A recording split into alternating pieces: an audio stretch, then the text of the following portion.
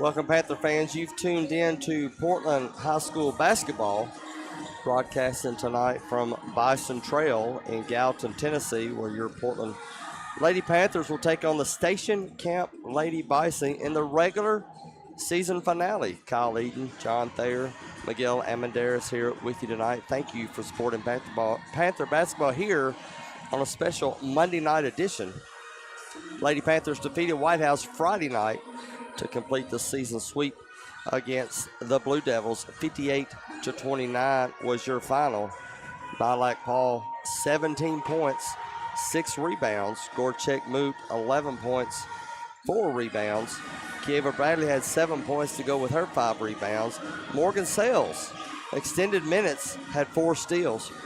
That puts the Lady Panthers' overall record at 17-11 in tonight's final regular season game. They've won 10 of their last 12, and everything comes down tonight as nothing is settled yet for the regular season standings and what seed it will have. The only thing we do know is Liberty Creek has already locked in that number 1 seed, and tonight we'll battle with Station Camp for the number 2 and number 3 seed. John, good game Friday night, but that makes no difference because tonight's where all the focus and attention has got to be. Yeah, you're totally correct. This is what it's all about. So if what I've read is correct, we beat them 56-34 on February 10th. So we should win tonight and not have to do a play-in game, and I can go to baseball practice and not worry about it, and then show up on Saturday at 3 p.m. and watch us play whoever wins the 3-6 game. But everything doesn't always work out that way. So we've got to play good ball. I'm hoping the beat down in White House didn't kind of get us lazy, so to speak. You know what I mean? Sometimes an easy win like that will work 2 ways. One, to get you rested and get your confidence up. 2, to get you doing bad habits. So hopefully it's not the bad habits. And then my question to you, Mr. Statman, is Station Camp's lost 2 games. And we beat them by 20.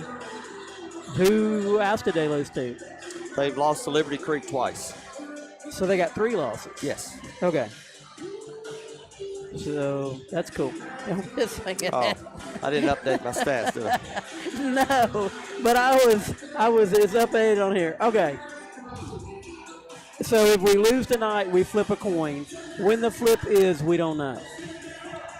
But it'll be a coin. There's always a meeting. They have a meeting with all the coaches before the district tournament starts. Yeah, so they'll probably pick all district and all that fun stuff. Yeah, that's when they'll do the coin flip. But you're right, that we win tonight, and we definitely got the number 2 seed locked down. Nothing else. None of the other games matter that's going on tonight. White House is at Springfield. Greenbrier is at Liberty Creek. None of that. I think they should do point differential. If it's a tie-to-tie, head-to-head, especially since we won by 22. If it would have been a 1-point win, then maybe not. We'll have to see how tonight turns out. Station Camp, though, having a real good season. They're trying to get their 20th win of the season. Coming in tonight with a record of 19-6. And like we said, I had a mistake on the roster. They're actually 6-3 in the district. They just come off a win against Greenbrier this past Friday night, a 14-point victory. They're currently standing at number 3 in the district. And in that game that we won back on February 10th, 8 threes made by the Lady Panthers, and they scored 20 points off turnovers. Station Camp, they shot a lot of threes, but they didn't make many. 3 of 16 from the field. But if you can remember that last game, it was their number 5, Brian Schmidt. She had 17 points, 9 rebounds. She was 5 for 6 from the free throw line. Got to see what Coach Stein's got in store to kind of slow her down tonight. Yeah, that'll be important, especially if she's normally your scorer. So, but they only scored 34 total points. So we just if we play our offense the way we normally do, we're going to score more than that, and if we just pick up our defense, we'll be fine. Win tonight, and that number 2 seed is locked up. We won't have to play until Saturday afternoon. We're going to take a very, very short break. We'll come back. They'll start the national anthem, and we'll have the starting lineups as you're listening to Lady Panther basketball. Smokey the Bears. Then you know why Smokey tells you when he sees you passing through. Remember, please be careful, it's the least that you can do. What you desire, don't play with matches, don't play with fire. After 80 years of learning his wildfire prevention tips, Smokey Bear lives within us all. Learn more at SmokeyBear.com. And remember, only you can prevent wildfires. Brought to you by the USDA Forest Service, your state forester, and the Ad Council. Welcome back, Portland sports fans. We're here at Station Camp High School getting ready to do the national anthem. Bear with us because it's a user sing national anthem, so you might not hear it very good unless Brian Barry stands up and takes care of it. We'll be right back. Station Camp High School Army JROTC program.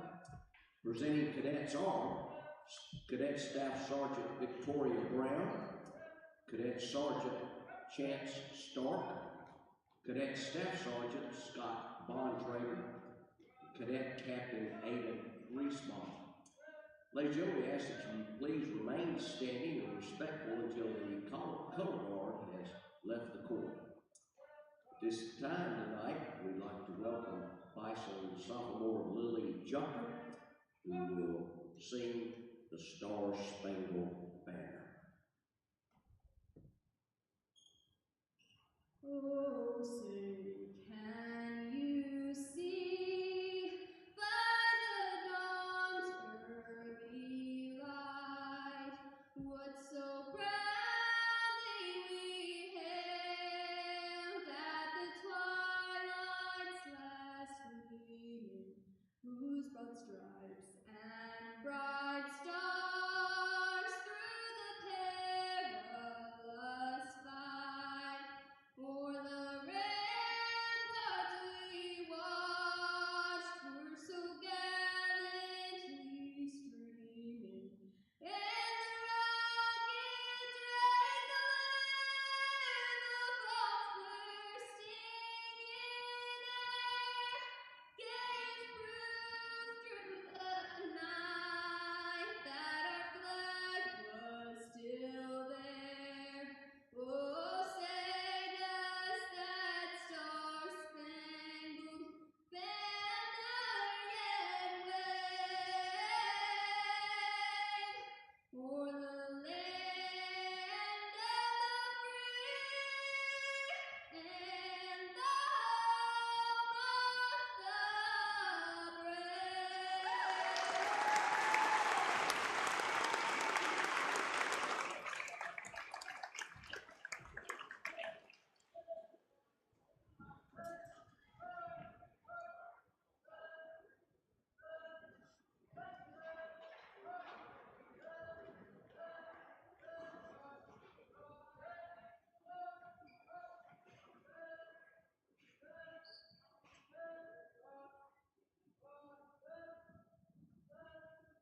Thank you, ladies and gentlemen.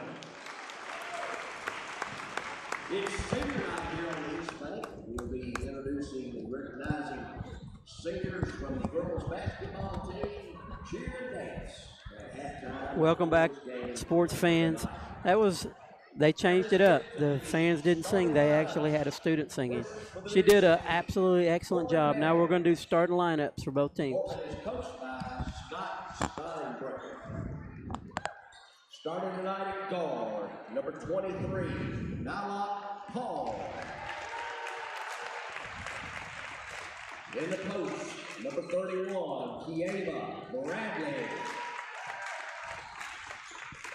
At guard, number 24, Gorchek Luke.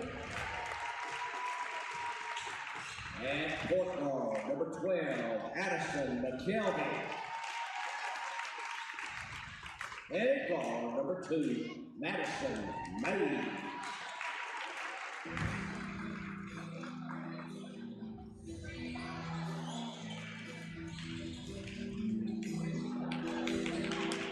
Welcome to the East Bank of Station Camp Creek.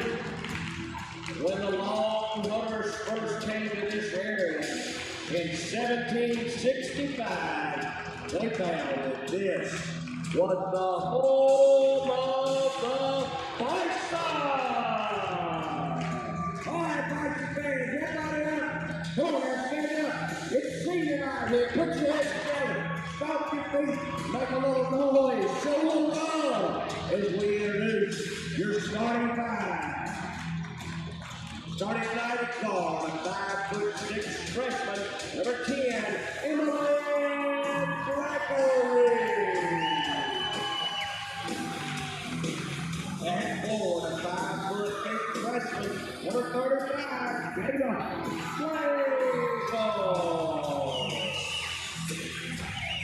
And guard, 5'10" sophomore, number 0, Gabby Wright.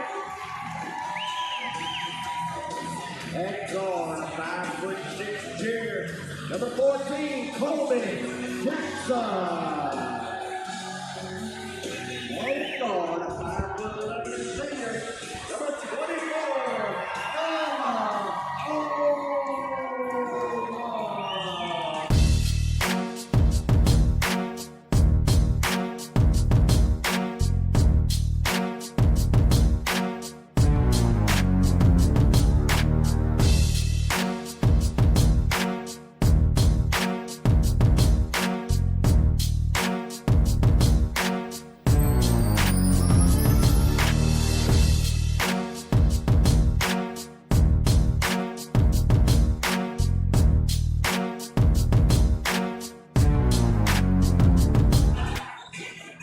Both teams get set to square off around the center circle for tonight's station camp, trying to get that 20th win of the season here on senior night. For the Lady Panthers, this will be another step to another 20-win season for Scott Steinbrecher, and it'll be Gorchek Moot tipping off against Ella Ullman. Referee gets set, ball is in the air, tip is controlled by Moot, and the Lady Panthers will start going from right to left. Panthers will be wearing, on the road, their white jerseys with purple trim, as Station Camp wears their pink with black trim and numbering. Step back three for Paul, doesn't go in. First rebound of the night goes to Station Camp. Pass up ahead to a wide open Slagle. Who is just a freshman. They got 2 freshmen starting tonight. And I guess 3 seniors since it's senior night. I haven't checked the numbers on that yet, but I bet it is. Moot to Paul.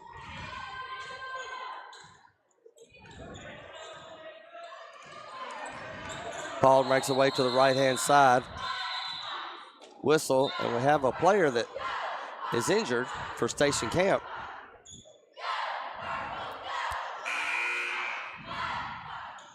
Quick substitution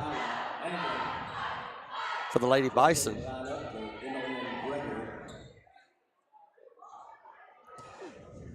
As Lila Anglin will come in for Emma Lynn Gregory for your Panthers. Starting off Madison Mays, Addie McKelvey, Nylock Paul, Gorchek Moot, and Kieva Bradley. Inbounds into the backcourt as McKelvey will start the offense. Over to Bradley. Gives up the open three. Down low to Moot. Taken from behind. Turnover gives it to Station Camp. They're playing a very saggy man-to-man, it looks like to me. And again, another open Lady Bison down low, but McKelvey recovers. Station Camp will have to start over. Slagle gets bumped, and that'll be the first foul of the night. Will go to Kieva Bradley. Too many feet away from the basket for that foul to have happen. Kieva Bradley, that's a team first. For Station Camp, they'll start Gabriella Wright, Colby Jackson, Ella Ullman, Emmeline Gregory, and Jada Slagle. Ullman with the basketball now. The senior tries to lob it into the lane, gets picked up by Mays, up ahead to Moot. Throws it out on top for Paul. Pump fake in the lane, dish out over to Mays. Back to Bradley, and we'll reset. Panthers staring down at a man defense from the Lady Bison. Mays, three on the way. It's good. That's a good way to beat that sag right there. Madison Mays with the first bucket for the Lady Panthers gives them a lead at 3-2 with 2 minutes gone here in the first quarter. Jackson met by Paul. Hand off to Anglin. Gives it back to Slagle. Out of bounds. It'll go to the Panthers. If I remember correctly, last year they're the ones who upset us in Portland, right? One time they did that little weave and beat us on dribble penetration the whole night. I'm not sure they got the ball handlers to do that consistently tonight, but I'm sure they'll try it from time to time. They played the four corners offense, Yeah. too. Yeah. Very well coached Beat us in game. that district semifinal game. Paul backs up Mays. Drives into the lane, a floater off the glass, no good. Ullman, and she'll try to take it all the way herself, and she does, but gets rejected by Moot. And then a foul on Station Camp on the loose ball. That's where our length comes into play. It's hard to fast break us as long as we'll move our feet. When we get setting them around a little bit, we're easy to get broke down. But that was a great job on our part. Slagle gets marked with that foul for Station Camp. Bradley in the low post gives it up.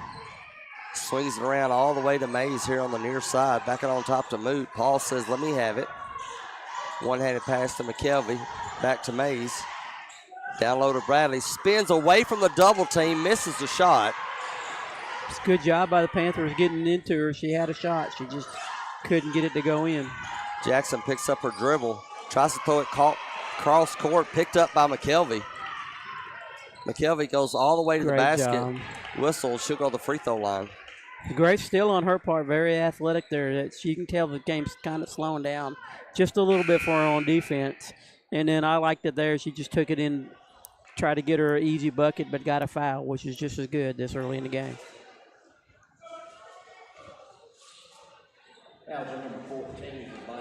They will give the foul to Kobe Jackson. That's the junior's first for the night.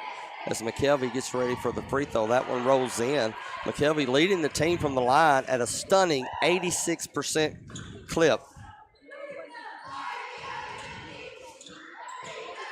And, of course, she shorts the second one. 1 of 2 from the line. One day I'll learn. Everybody does it.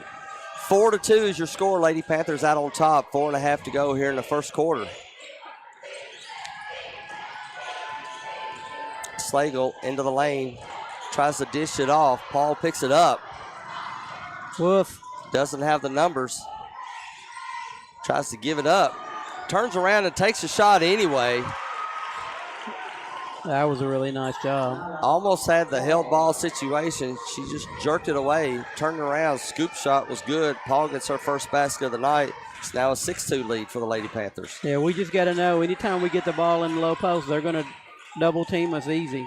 Gregory back into the game for Station Camp after sitting out for that injury. Ullman in the lane gets fouled. I believe they're going to call it on McKelvey, aren't they? Yep. I'm glad we just do not need Bradley to get her second foul this early in the game. Ullman misses the first one.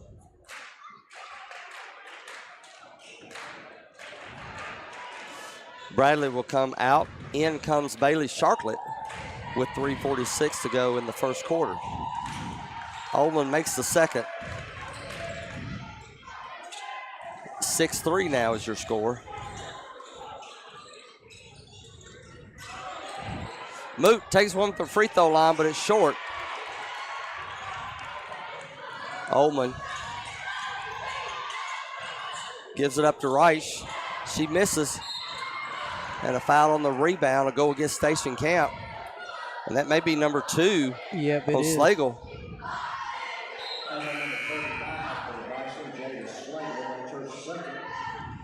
That's the kind of fouls that drive you crazy as a coach. And we had to rebound. We were just clearing it, and she went through us, which we're glad, but as a coach, it drives you nuts. Freshman will have to sit down with those 2 fouls. Lila England will come back in as the Lady Panthers with a 3-point lead and possession of the basketball. They're coming out on us. The defense now, they're not so worried about sagging back. Moot drives the lane, floater, no good. Station Camp pushing forward. Gregory to the front court. Gives it up to Jackson for a 3. Misses that one. Paul with the rebound. 1 versus 2. Tries to throw it over to McKelvey. A little bit too far out in front. We got to protect the ball early in the game better than that. Substitution for Coach Stein as Ariel Lindsay would come to the game. Sharplet will come out. 2:48 remaining here in the first, a 3-point lead for the Lady Panthers, and the battle for the number 2 seed. We had numbers on that. We had someone was going to get an open look. We just got careless with the pass. Gregory to Ullman, far side to right. Oh. Gets blocked on the 3-point attempt. Paul tries to throw it up ahead to Moot. Moot can't catch up to it. And he'll go right back to station camp. It's a second bad pass in a row. I love, the outlets work for us, but we just got to be smart with them. We can't throw the ball away.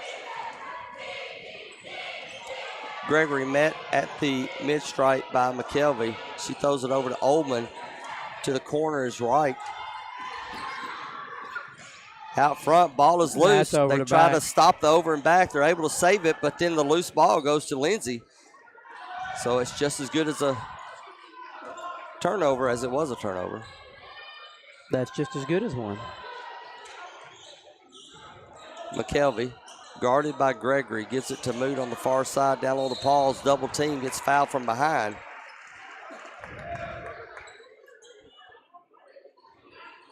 Foul on England for station camp. And that's the 4th team foul on station camp. With just under 2 minutes to go in the opening quarter. Moot will take the inbounds. McKelvey dribbles baseline. Bounce pass to Paul.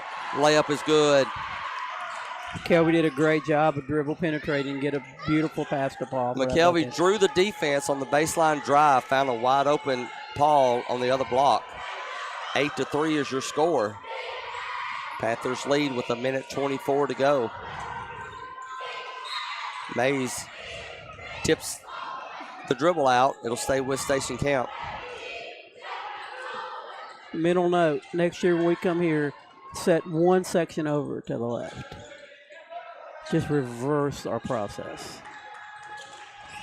Inbounds for station camp as Ullman takes it in the near slot. She shoots a 3 up. It doesn't get there, but offensive rebound. Putback is partially blocked by Paul. And Paul with the basketball. Gets out of a jam. Gives it up to Lindsay. Over to Mays. Moot swings over to McKelvey. McKelvey lobs to Paul. Turns around, misses the bunny. But she gets her own rebound. A skirmish on the floor. Timeout called by Coach Stein before the held ball could be called. 30-second timeout. Your Panthers lead by 5. With 49 seconds to go here in the first quarter, you're listening to the Portland Sports Network. Tennessee Commission for the United States Semi-Quincentennial was created to plan, encourage, develop, and coordinate the commemoration of the 250th anniversary of the founding of the United States, and recognize Tennessee's integral role in that event and the impact of its people on the nation's past, present, and future. The Commission promotes an inclusive statewide celebration and educational commemoration of America's 250th by interpreting and preserving Tennessee's unique stories, objects, landmarks, and places across our diverse state that define who we are as Tennesseans and Americans. 49 seconds remaining here in the first quarter. Panthers up by 5. Quick timeout by Coach Stein leaves possession with Portland. And under the basket, McKelvey will inbounds. As Panthers rotate, mix, move. Moot gets it on the low block. Turnaround jumper is good. Nice shot. Good inlet pass from McKelvey. First basket of the night for Moot. Puts the Lady Panthers in double digits. Turnover. Moot picks it up. Tries to throw it ahead. Ball is tipped by Station Camp. And then a foul by Paul against Ullman. That's Nylock's first foul of the night. Morgan Sales will make her first appearance in the game for Coach Stein as Nylock will take a seat.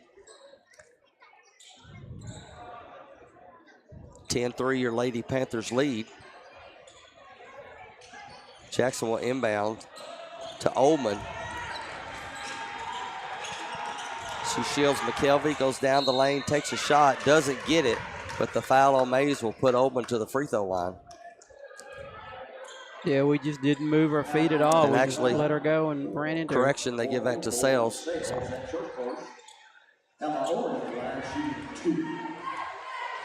Got to move your feet. Got to keep your shoulders square. Oldham misses the first one. Paul comes right back in. Sales will come out.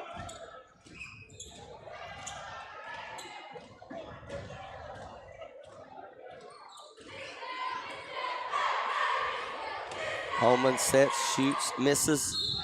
Rebound by Moot. Over the back's going to be called against Station Camp, and that'll go against Gabriella Wright. Yeah, I'm not a fan of that call, I don't think. It goes our way, but we cleared the rebound out pretty easy. Normally what they'll do is see if you rebound it clean, and they let that call. She didn't really hit her that hard. That'll put Portland into the bonus situation. So Moot to go to the line for 2 with 24 seconds to go here in the first quarter. Moot misses the first one. You got to hit the gifts when they give them to you.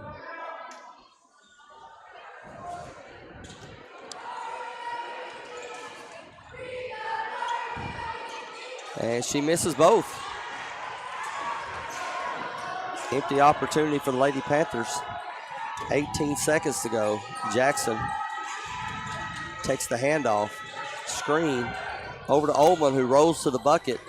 Back to Reich. Reich shoots a 3, misses the 3. Sanders into the game for Coach Stein, gets the rebound.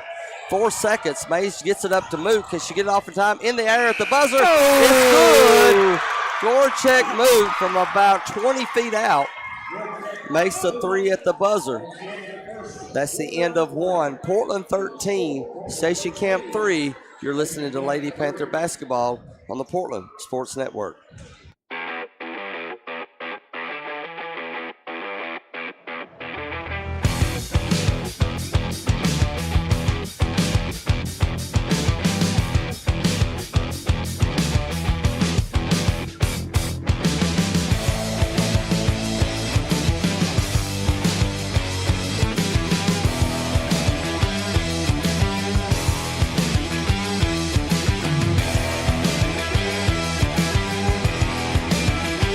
Two guys drove to work.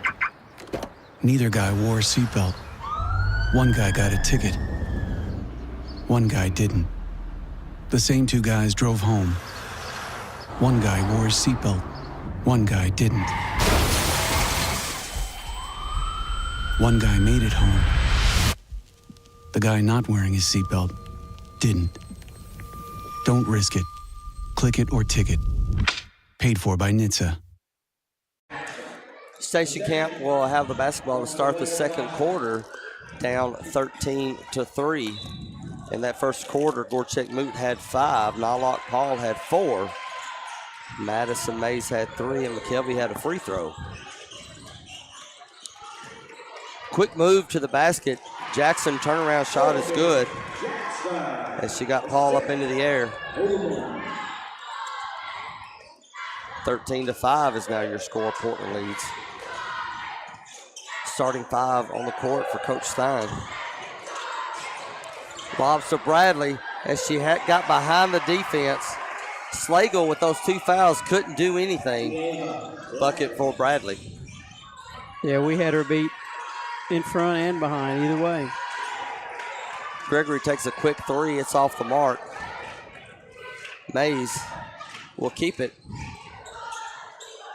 McKelvey, uncontested 3 off the front of the rim. Ullman tries to pass ahead, tipped by Moot as she saw that play coming. And now the Panthers get it back with a 10-point lead. Win tonight, and you don't have to play till Saturday afternoon, and we'll play the winner of Station Camp and White House. Lose tonight, and it's a coin flip where we possibly would have to play White House on Thursday night. We just need to win tonight.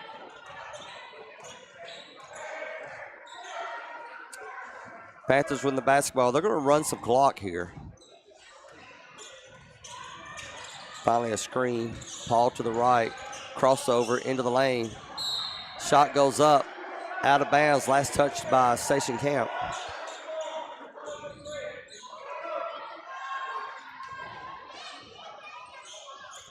Paul will inbounds from underneath her own basket. Lobs it to Moot. Touch shot up. Rolls out somehow. and tipped out by the Lady Panthers. It was a good pass to her. She was wide open. She just didn't go down. Station Camp down by 10 with the basketball. It'll be Jackson. As the juniors met at the mid-stripe by Paul. Gives it up to Slagle. Behind the back move, but she's met with Paul, and they'll call a double dribble.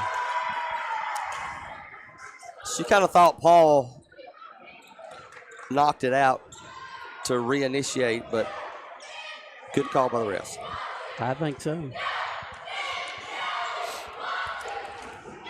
2 minutes gone here in the second quarter. Dribble handoff to Moot, and she'll go straight down the lane. No-look pass over to Bradley. The hoop, the horn. Bradley will go to the free throw line. It's a nice pass, but it was a really good catch by Bradley because there was a couple of hands between the pass and her hands, so she didn't get confused by it.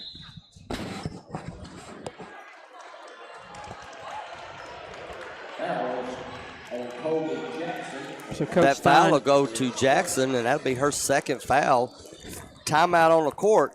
Lady Panthers up by 12. You're listening to Portland Basketball.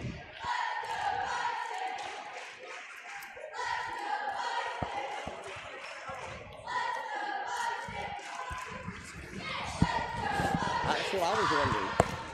I don't know. I haven't heard anything.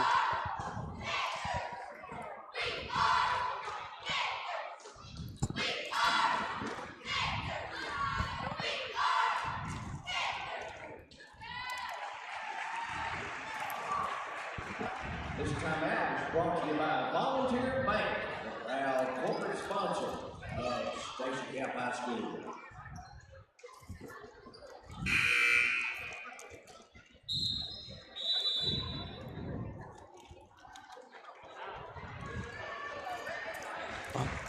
.554 to go here in the second quarter. 17-5, Portland leads. It'll be Bradley to the free throw line to complete the three-point play.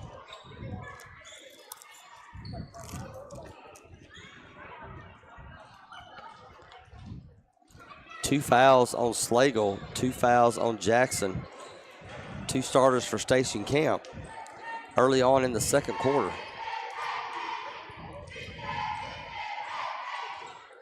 Bradley misses a 3. Rebound is chased down by Paul, and they'll say she knocked it out off the legs of Station Camp, so Panthers keep the basketball.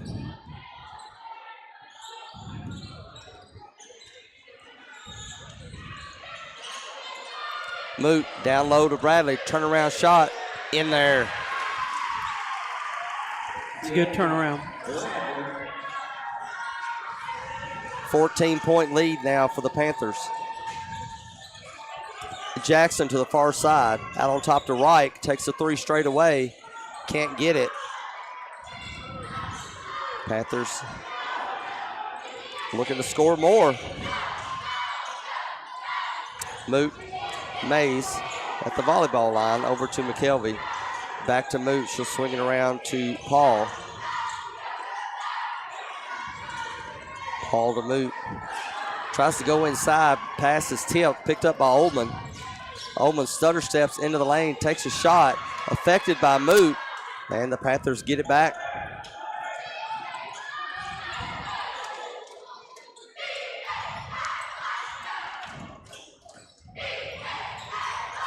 McKelvey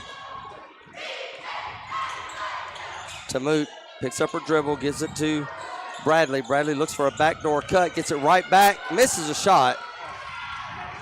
You gotta like the activeness of Kava Bradley tonight, even if that one didn't go in. Gregory gives up to Ullman, straightaway 3, no good. Rebound foul will go against Moot. Yeah, we need to work on getting in the blocks and getting position a little bit better, not reaching. And we're going to out-height most of the teams we play. We got to get our bodies on people.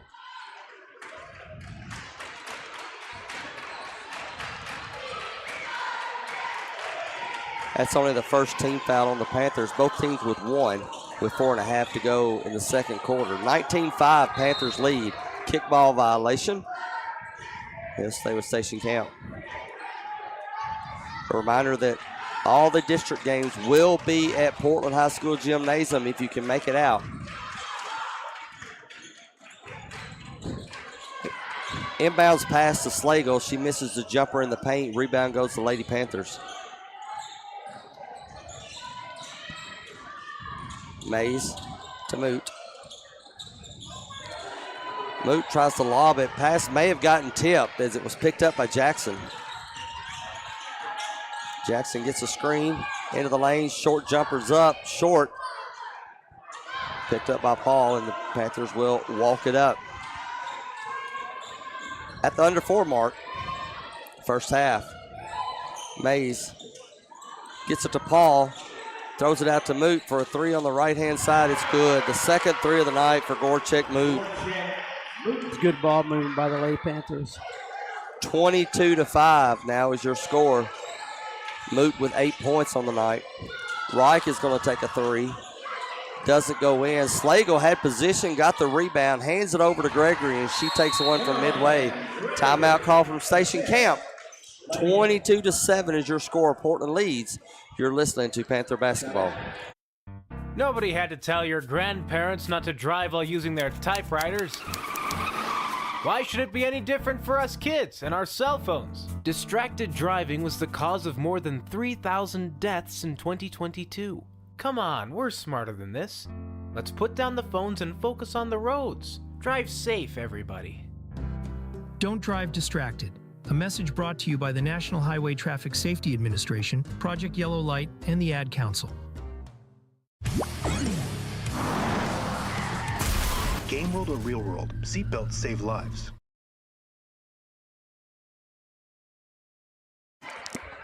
Okay. 3:21 to go here in the second quarter. Portland leads Station Camp 22-7. Panthers with the basketball. As Lila Anglin into the game for Station Camp. Nice pass. We're moving the ball good. We've missed a lot of point-blank shots. That's Bradley's 8th point for tonight. 3 is missed by Station Camp. Good job there by Paul blocking out and just letting the ball go out of bounds instead of taking a chance and getting your foot on that out of bounds line. All of Bradley buckets are here in this second quarter. 17-point lead for the Lady Panthers. They have the basketball. McKelvey to the right, turns around into the lane, tries to bounce pass to Bradley. Kicked ball, it'll stay with the Panthers. Baseline out of bounds play coming up. Paul fighting for position. Inbounds pass is thrown away. That's going to go against McKelvey, but I just don't think that was her fault. You've got to get the angles, and you can't just break out of an angle real quick like that. Abigail Sanders will come in. Paul will come out. Into the lane goes Jackson, takes a runner off the backboard, no good. Another rebound for Moot.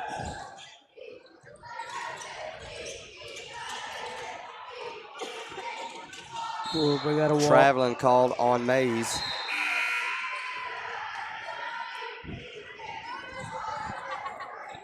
As McKelvey had come out when Lindsay came in, now McKelvey's coming right back in. Mays is going to take a seat. 2:20 to go here in the second quarter. A 17-point lead for your Lady Panthers. Only 7 points scored by Station Camp here in the first half. Slagle pump fakes out to Oban for the 3. Offensive rebound is good for Station Camp as Lila Anglin was there.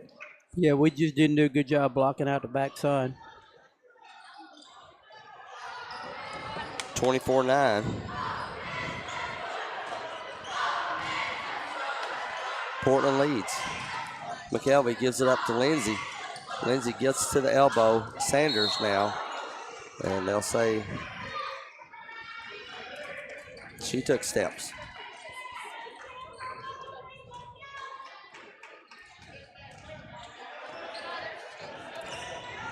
Gregory with the basketball.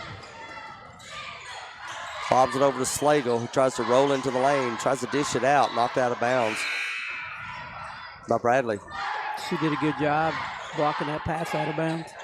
She had a chance to maybe intercept it. But Sanders and Lindsay out. Paul will come back in. Mays is in the game. Baseline out of bounds for Station Camp. Jackson is double teamed underneath the basket. Can't find anyone. Nobody's helping. Finally lobs it out to Gregory. Right at the 5 count mark. Gregory into the lane. Shot up. No good. Bradley with the rebound. Pulls it away from the defender. Gives it up to Paul into the front court. Turnover by the Panthers. Goes back to Station Camp. Jackson pass up ahead. It's good.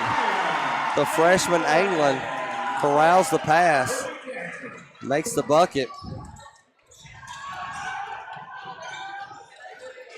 yeah, you got to warn your player when someone's coming up from the back. I don't know if they still holler woof or not. You'll hear us say it from time to time. Turnover again. Slagle picks it up. Station Camp with 2 buckets in a row. A 3 will get it to a 10-point game. Reach-in foul on Paul. Got to be her second. She didn't really need to have that foul that far away from the goal.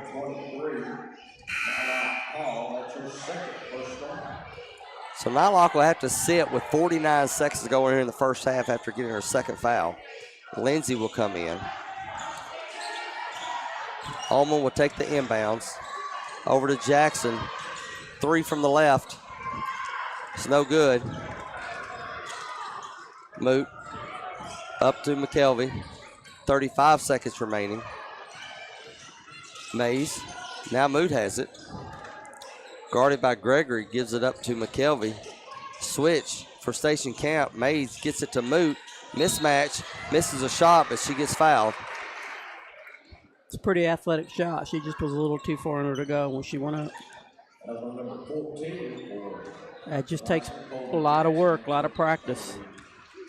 So that foul is going to go against Jackson for Station Camp. That's number 3 on the junior, one of their main players. And Reich will come in and spell her.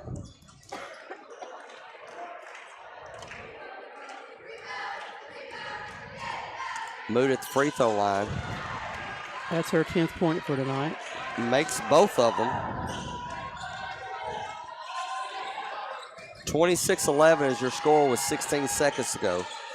Station Camp, turnover. Mays with the basketball. 11 seconds up to Lindsay. Lindsay bounce pass to McKelvey. Shots missed. 6 seconds. Chased down by Bradley. Gives it out to Mays. Swung it over to Moot. Straightaway 3. Good. And the buzzer sounds as Moot hits another buzzer beater. The second quarter in a row at the half. Your Panthers are coming out on fire as they lead Station Camp by a score of 29-11 here in the first half of the regular season finale of Lady Panther basketball.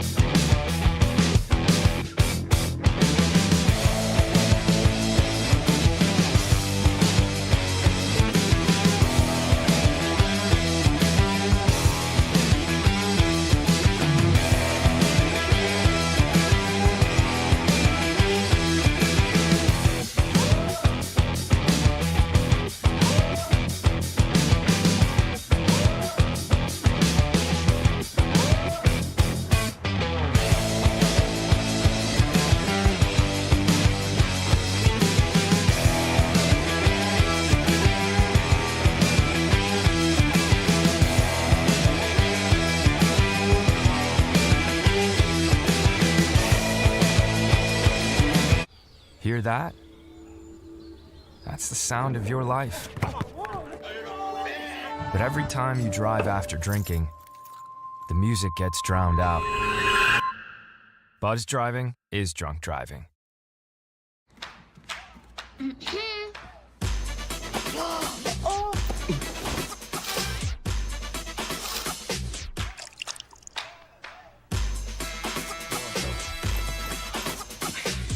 You're not going to get it all right.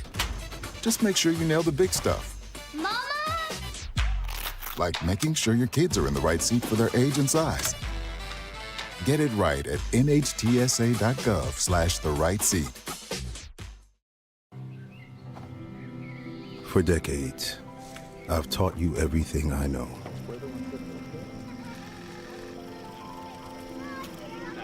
How to safely build a fire. How to control the flames.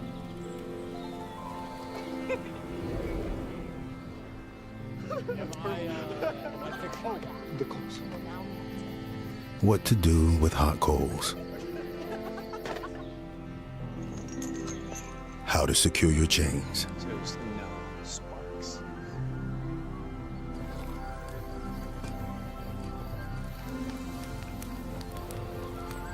But I can only teach wildfire prevention. Only you can prevent wildfires.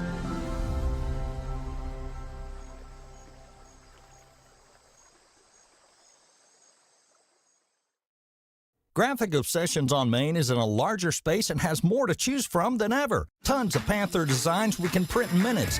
Tons of inventory you can grab right off the rack today. And the amazing new hat bar, where you can customize your own hat. See a design you love but not in your size? We'll print it in just minutes. So many unique gift items right in the store. With the holidays fast approaching, remember, shop early at Graphic Obsessions on Main in Portland. Join us Saturdays from 9 a.m. to 11 a.m. for Off the Rails, brought to you by Portland Sports Network's YouTube channel. Hosted by Coach Miguel Almendarez, Kyle Eden, and Coach John Thayer. We talk about local high school sports, as well as other local and college sports, and any other subject that might come up. Tune in and join in on the conversation. Off the Rails.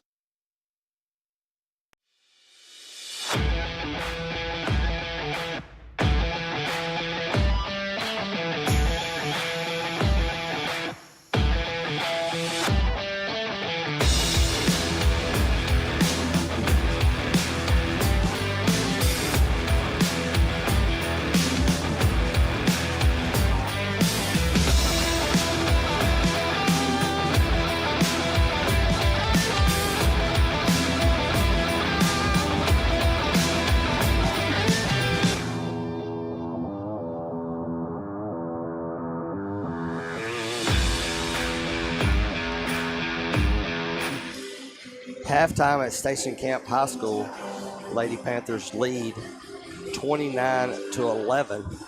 A buzzer-beating three by Moot at the end of both quarters, part of 3 threes for the 1,000-point score here in the first half.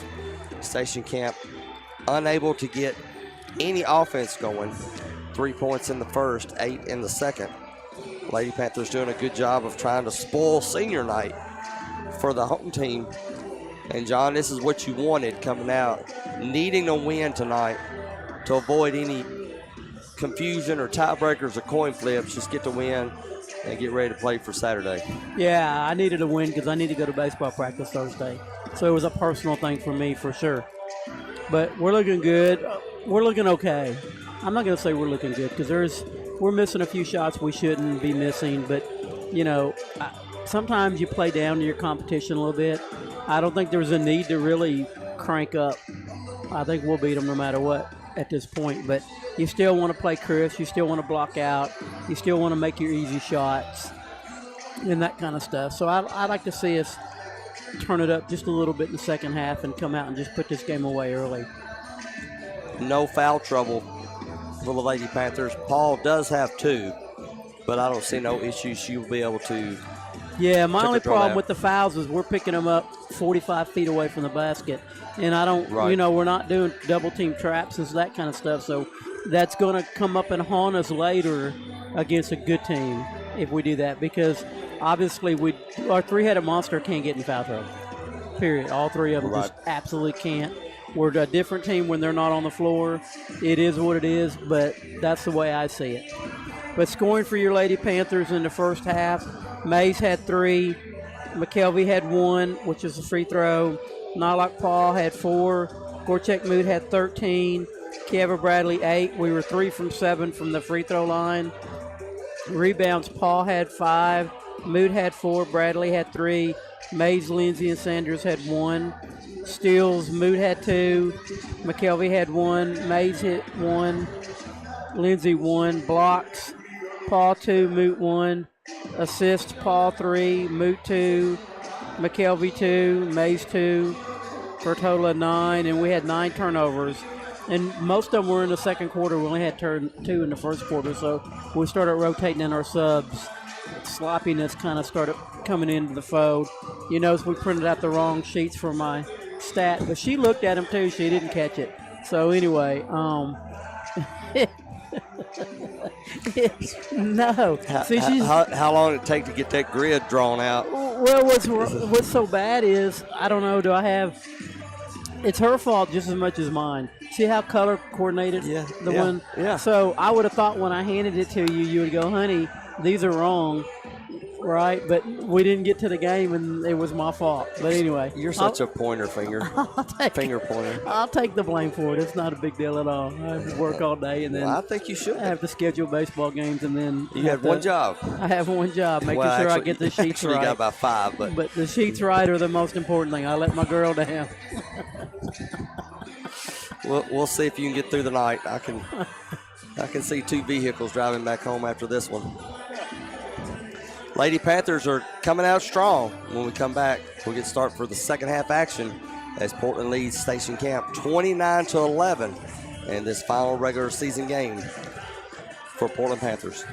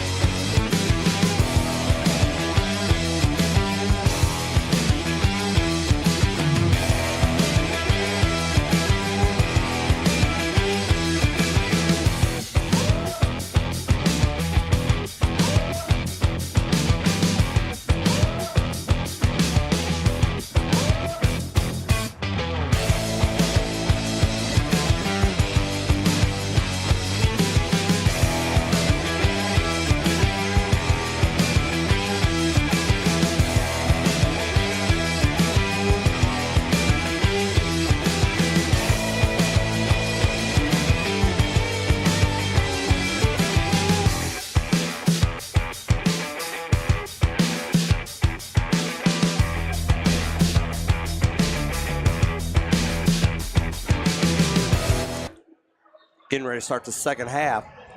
Portland leading by 18 over Station Camp. You know what really irritates me is Love when to you're in hear a gym that there's nobody in here at all and you're sitting down and one row in front of you, 2 people decide to sit right in front of Curtis and his wife. So they have to move. It's like there's a million places to sit in here. Why did they have to sit in front of those 2? Maybe they just wanted to be close. I have to trouble royalty. making those decisions myself, so I can't say anything. Curtis's wife was looking like, don't really? put me in a movie theater with general admission seats. I can't make up my mind. Panthers will start out on offense.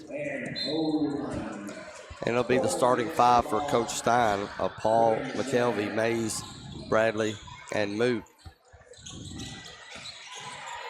Starting 5 for Station Camp as they'll have Jackson coming into the game with her 3 fouls, along with Gregory, Ullman, Reich, and Slagle.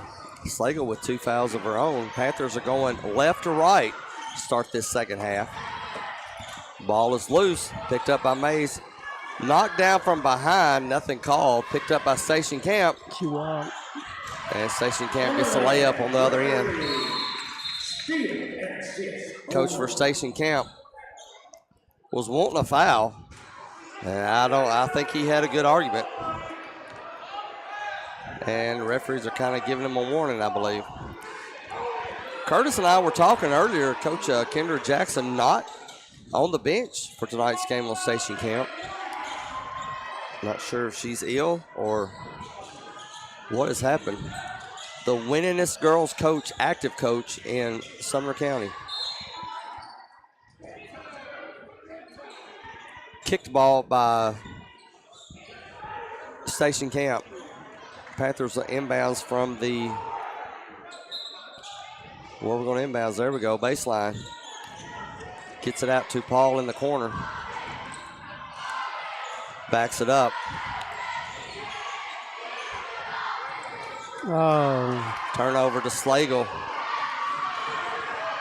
Slagle picks up her dribble, gives it to Jackson going in the lane. Jackson throws it out to Ullman for a three from the left-hand side, off the mark.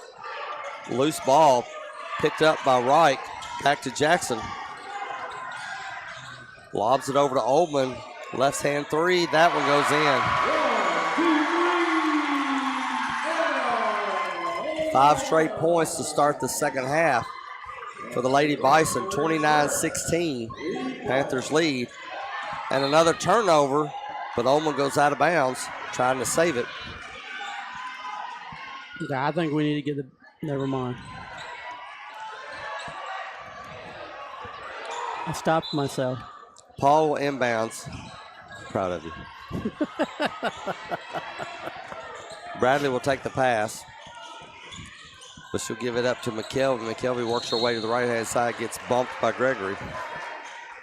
You know, the few fans that I have aren't going to appreciate that, though. That you didn't say something? Yeah, they like my honesty. But I'm in a giving mood this evening. Paul lobs it to Bradley in the post. Bradley pump fakes, turns around, up and under, misses a shot. Everything looked good with that except the basket. Kind of. I didn't get the 2 steps towards away from the goal and then 1 step back. But it may be a new move she's developing. Slagle gets around Bradley. Shot is deflected. Panthers with the turnover. Into the front court is Moot. Jump step. Shot up. No good. 13-point lead for the Panthers. Station Camp. Ullman gets fouled going into the lane. And that'll be on McKelvey as Ullman will go to the free throw line for 2. 5-0 run to start this second half for Station Camp.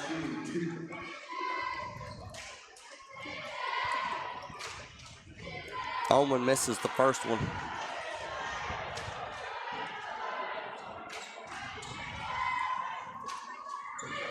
Second one goes in. 29-17. It's now down to a 12-point lead for the Lady Panthers. Need to get on the board here. Screen. Paul backs up. And she'll get called for traveling. Wanted to take the 3, tried to change her mind at the last second.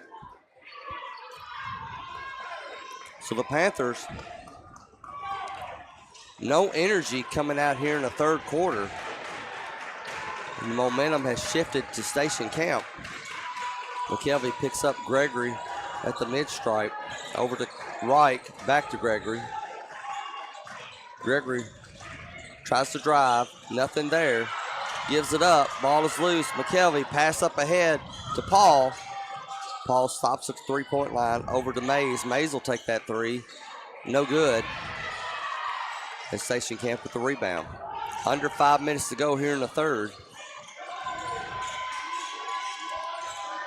Overhand pass to Slagle. Fake, lane, spin. And the fouls, that will be on. We'll see if they'll give that to Bradley or McKelvey. I thought Bradley was straight up. It would have to be on McKelvey, wouldn't it? Nope.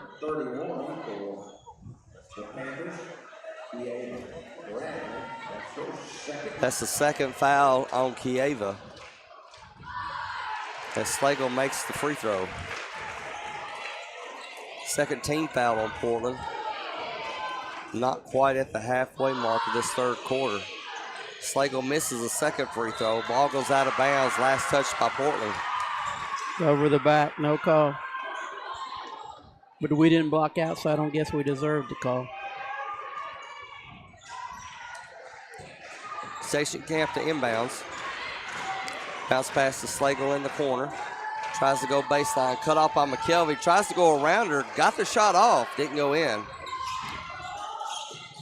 Paul up ahead to Bradley. Misses the pass out of bounds. It goes back to Station Camp. 7 points for Station Camp here in the third quarter. For you Lady Panthers, 0.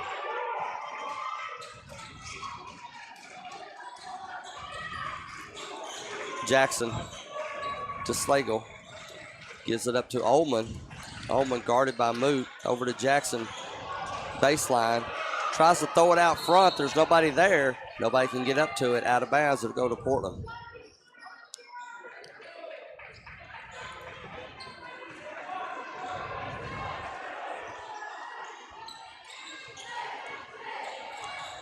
Mays will take the inbounds. Portland looking to make their first score here in the second half. Right at the 4-minute mark. Good shot and layup by McKelvey. There's a lot of bumping, grabbing, holding, pulling on both sides going on. They grabbed her jersey on the way cut through. Everywhere. McKelvey gets the bucket. So Panthers finally score here in the third. Ball is loose. Picked up by Station Camp. Timeout is called by Station Camp. We'll take a break. Station Camp's cut it to 13. Panthers lead 31-18. 3:38 to go here in the third. You're listening to the Portland Sports Network.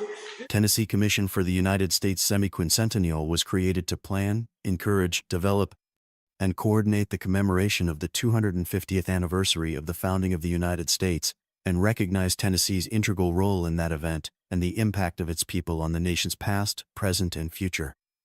The Commission promotes an inclusive statewide celebration and educational commemoration of America's 250th by interpreting and preserving Tennessee's unique stories, objects, landmarks, and places across our diverse state that define who we are as Tennesseans and Americans. 7-2 run by Station Camp to start the third quarter, and they have the basketball underneath their own basket.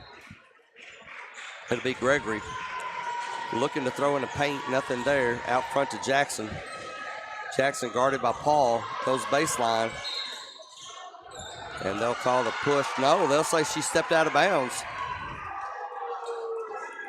Yeah, that's one of those random, I'm just going to dribble out of bound calls. But it's all right. It's in favor of the Lady Panthers, so I'm good with it. McKelvey will come over to the right side. Bounce pass to Bradley, who gets fouled on the shot. And that's going to go against number 14. And that'll be number 4 on Kobe Jackson. Yeah, her fall looked kind of ugly. I think her foot slipped or something. I don't know. She's okay. Bradley misses the first free throw. As Jackson will come out. Anglin will come in.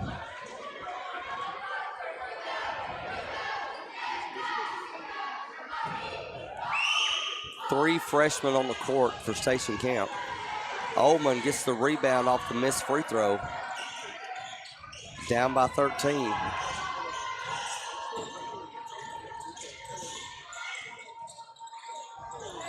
Ullman turnaround shot in the lane is no good, picked up by Mays.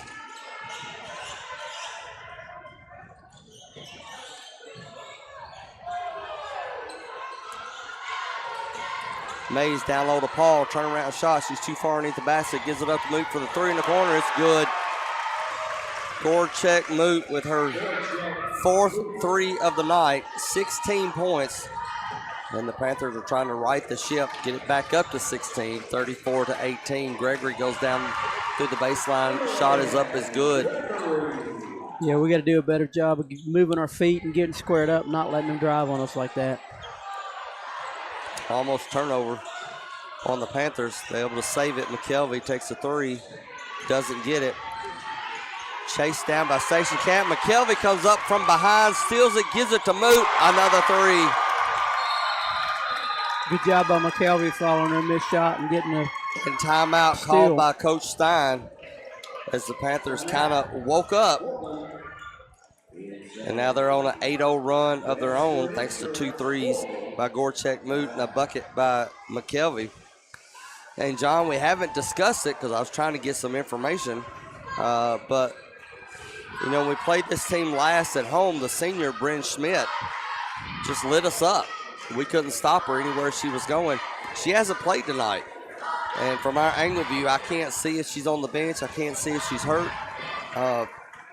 But that really changed things, I think, for Station Camp not having her out there. Yeah, I can't tell for sure because I to be honest with you, I don't remember. But I think this blonde girl that's in civilian clothes is who she is. So she doesn't look like she's suiting up. Because she's doing a lot of coaching down there, and normally that's kind of a sign of a senior player that's hurt, where when they're not dressed out, they're doing a lot of coaching. So, but I don't know for sure. Don't quote me. I wouldn't do that. Well, you can on good stuff, but not this All one. I need you to do is just print off a sheet of paper. That's all I need to do. And then all I need to do is make sure the colors are right. 2:14 to go here in the third quarter. Panthers have ballooned the lead back up to 17. It was an 18-point lead at the half. Holman gives it up to Slagle. Sharklet guarding her. Three for Gregory is good. Had a hand in the face. And Emma Lynn Gregory, one of the freshmen, makes the three. Lindsay into the game for Coach Stein also. 37-23 now is the score.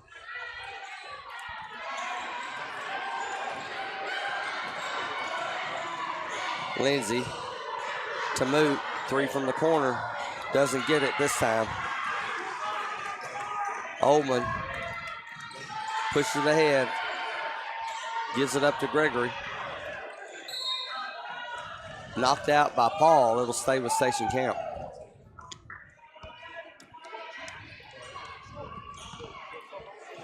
Paul's always going to play hard defense. Paul been able to stay clean here in his third quarter. Coming in with 2 fouls at the half. Ullman decided against the three, then took the three. Doesn't go in, but the offensive rebounds gives Station Camp another opportunity as Ullman gets fouled driving into the lane, and they'll say it before the shot. So an inbounds play for Station Camp. That one will go against Lindsay, and that'll be the third team foul on the Panthers with 1:06 to go here in the third. Thrown out front to Kite. What a three. And it doesn't go in. That was way downtown. Paul with the rebound into the front court towards the lane. Shot gets blocked, picked up by Station Camp. And Gregory, the hot hand, gives it up to Kite. Ullman gets pushed down low. No, they'll say she traveled. And the home crowd does not like that one at all, as it looked as if Ullman got pushed.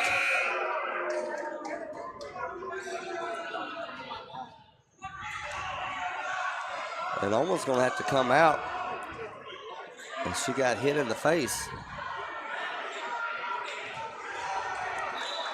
Panthers with the basketball, full court pressure now by Station Camp as Jackson comes back into the game for the Bison. And now she comes right back out. Decided against it. Rhythm Sanchez will make her first appearance of the night, the senior. Yeah, she walked up, tried to take the ball and bring it out of bounds for us. McKelvey to left-hand side over to Lindsay. Lindsay drives, gives it up to Moot. Moot giving directions.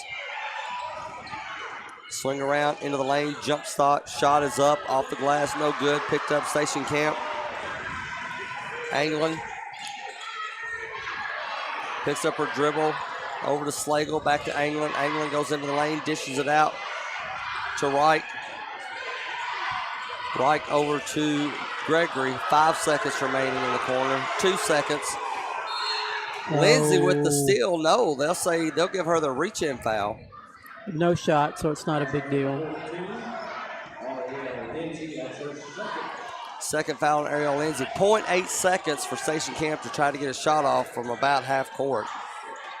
They'll inbounds. Picked up by Lindsay at the buzzer.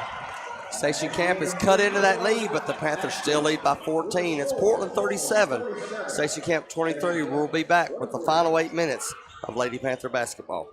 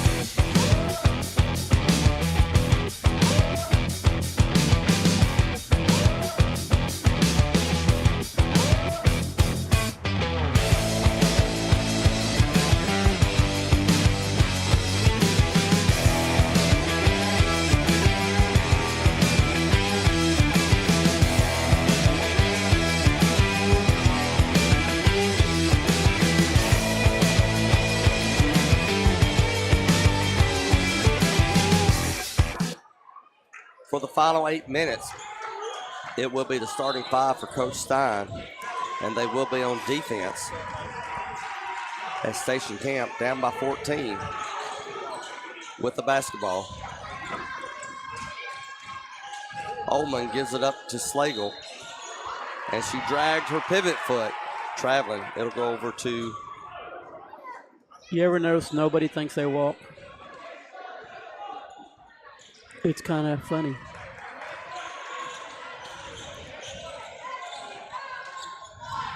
Mays with the basketball. Turnover, picked up by Ullman. Behind the back to get around her defender. Picks up her dribble at the elbow. Off to Reich. Ullman again. Down the lane, shot up off the glass a little too hard. Picked up by Paul. Up ahead to Moot. Moot misses the layup, but the putback by Bradley is good. First basket in the second half for Kieva. She's now at double digits. 39-23 is your score. Other action tonight, White House is at Springfield. Greenbrier is at Liberty Creek. None of those games will affect us, although Springfield is leading White House by a score of 50-7 going into the fourth quarter. 50-7? Girls or boys? Girls, right? Yes. Okay. Slagle, baseline, gives it up to Moot. Pass up ahead to McKelvey, and McKelvey will get caught for traveling.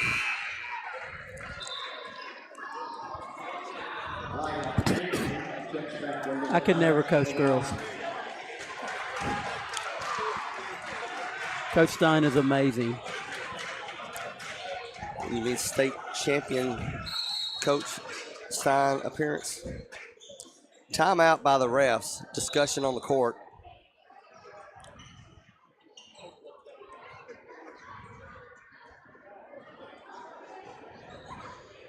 I think there's a little disturbance, so they got with the athletic director. They'll get that taken care of. Can't see really why there would be any disturbance tonight, this game. Inbounds for Station Camp, down by 16. Gives it up to Gregory. High screen. Tries to lob it down low.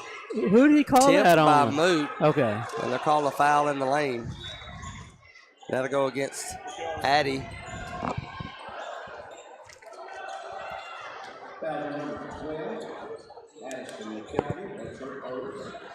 First foul on the sophomore. Station Camp will inbounds. Out front, Jackson stops at the baseline. Gives it up to Anglin. Out front to Ullman. Ullman backs up, shoots a three. Short. Tipped back to Station Camp. Gregory tries to give a bounce pass over to Jackson. She'll take a three. That one doesn't go in. That one may have been hurried. Kelvey up ahead to Bradley. Bradley misses the shot. I think she forgot that Jackson had 4 fouls. Jackson couldn't do anything with her. Down low as Slagle gets fouled from behind on Moot. Slagle will go to the free throw line. Number 24, Georgette Moot. Yeah, the one thing we do need to work on is whenever we get the ball and we're out of position, once we get it, don't just shoot it up. Just dribble back out and set up a play. Slagle's free throw goes in and out. Kind of work on our court presence just a little bit. She makes the second one. That's 4 points on the night for Slagle. Timeout on the court. Portland leads Station Camp 39-24. This is the Portland Sports Network. Graphic Obsessions on Main is in a larger space and has more to choose from than ever. Tons of Panther designs we can print in minutes. Tons of inventory you can grab right off the rack today. And the amazing new hat bar, where you can customize your own hat. See a design you love but not in your size? We'll print it in just minutes. So many unique gift items right in the store. With the holidays fast approaching, remember, shop early at Graphic Obsessions on Main in Portland. Join us Saturdays from 9 a.m. to 11 a.m. for Off the Rails, brought to you by Portland Sports Network's YouTube channel. Hosted by Coach Miguel Almendarez, Kyle Eden, and Coach John Thayer. We talk about local high school sports, as well as other local and college sports, and any other subject that might come up. Tune in and join in on the conversation. Off the Rails. It's senior night. It's pink out night here at Station Camp. But the Lady Panthers have the advantage as they're up 39-24. 5:40 to go here in the fourth quarter. A win gives them the number 2 seed. Full court pressure by Station Camp.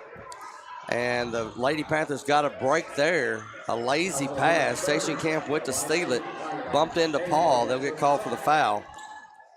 Lady Panthers catch a break. And we'll try it again. Mays will come up to take the inbounds pass. Back over to McKelvey. Back to Mays. One dribble. Back to McKelvey. One dribble up ahead. Turnover. Pass was picked off by Slagle. She'll give it to Jackson.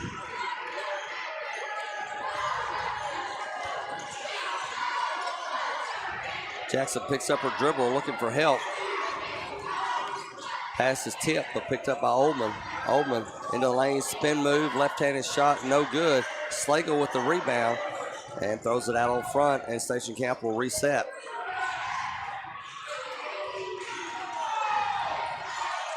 Jackson over to Anglin. She goes baseline, steps inside, takes a shot off the glass, is good. A 13-point lead for the Panthers. Pass in the middle to Bradley. Gives it up to McKelvey. Over to Paul, who loses it. Picks it up. Takes a dribble. Takes a shot. It's good.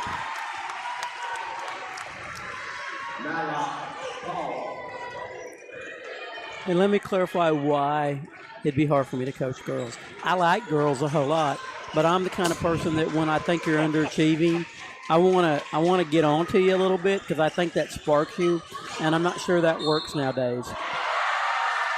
Ullman gets fouled on the shot, and the whistle's blown. Basket will count. Foul will go against Mays.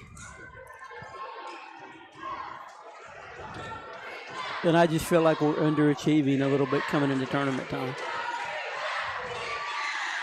Ullman makes the and one. So now a 12-point lead for the Panthers. 4:09 to go here in the final quarter. Pass up ahead to Bradley, over to McKelvey. McKelvey dribbles into the lane, tries to take a shot off the glass, doesn't go in. Station Camp.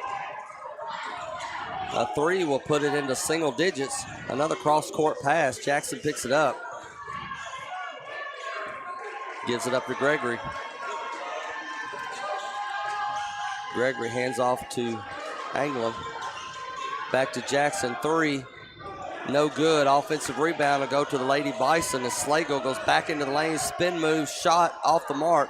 Good defense by Bradley. She kept her hands up. Paul into the front court. Double team. And they'll call a foul on Station Camp. That'll be the second team foul here in the fourth quarter. 3:23 to go.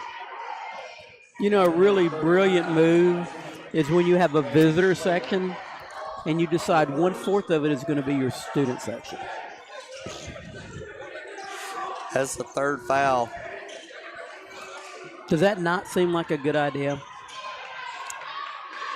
I don't have an answer. Especially a hotly contested basketball game. Whistle on the floor. Foul against Station Camp. Gabriella Reich will come back into the game. Gregory will take a seat. Panthers only up by 12. At one time it was 18. Bradley will take the inbounds, but she'll quickly get it over to Moot. Moot spins at the elbow, loses the basketball, gets it back, and a traveling violation called against the Panthers. As in palming? Yes. You could call that every possession on both teams. If you were going to call it, call it. We'd be here all night. We would be here all night. But I'm telling you, I'll almost die if I can see a possession that I don't see that. Offensive foul called against Station Camp on the screen as Mays was flattened. She jumps back up. Panthers up by 12, 2:48 to go. Still having to deal with this full court pressure of Station Camp. McKelvey picks up her dribble. Over to Mays.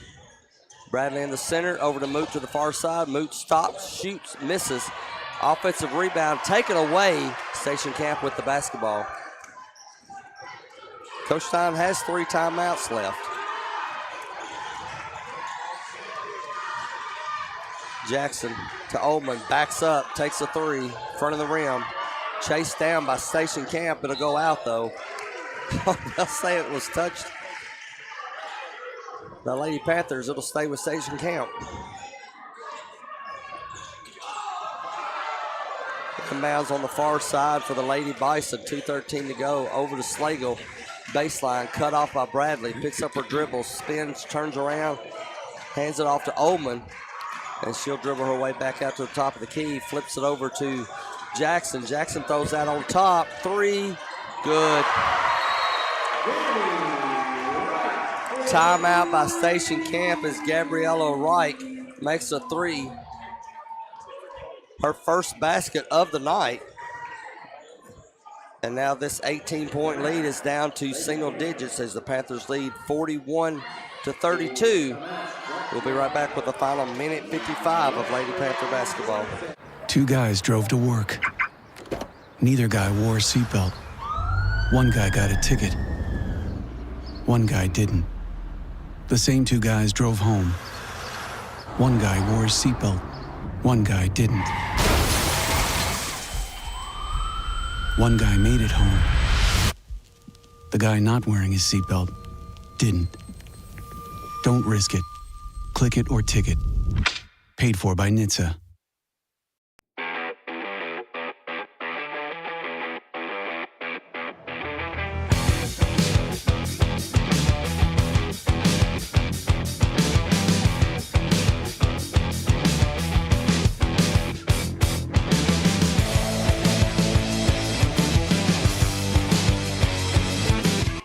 Lady Panthers led in the third 34-18.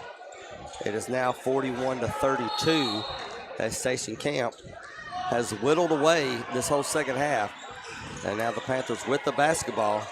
Got to get something going here as Mays gets fouled trying to go in between 2 defenders. And that'll be the 4th. Now that'll put the Panthers to the free throw line in the bonus situation. We need to work on this Pong breaking of the press. Going backwards is not always a good thing. Remember Pong? Are you too young for Pong? Oh, Pong. Pong. Yeah, no, I'm not Atari, too young. I right? had the Atari. Yeah. The I didn't know. The original version. Mays goes 1 of 2 from the free throw line. Breaks the scoring drought for the Panthers. It's 42-32. A minute 45 remaining. Jackson tries to lob it over to Anglam, but it gets tipped out. It'll stay with Station Camp.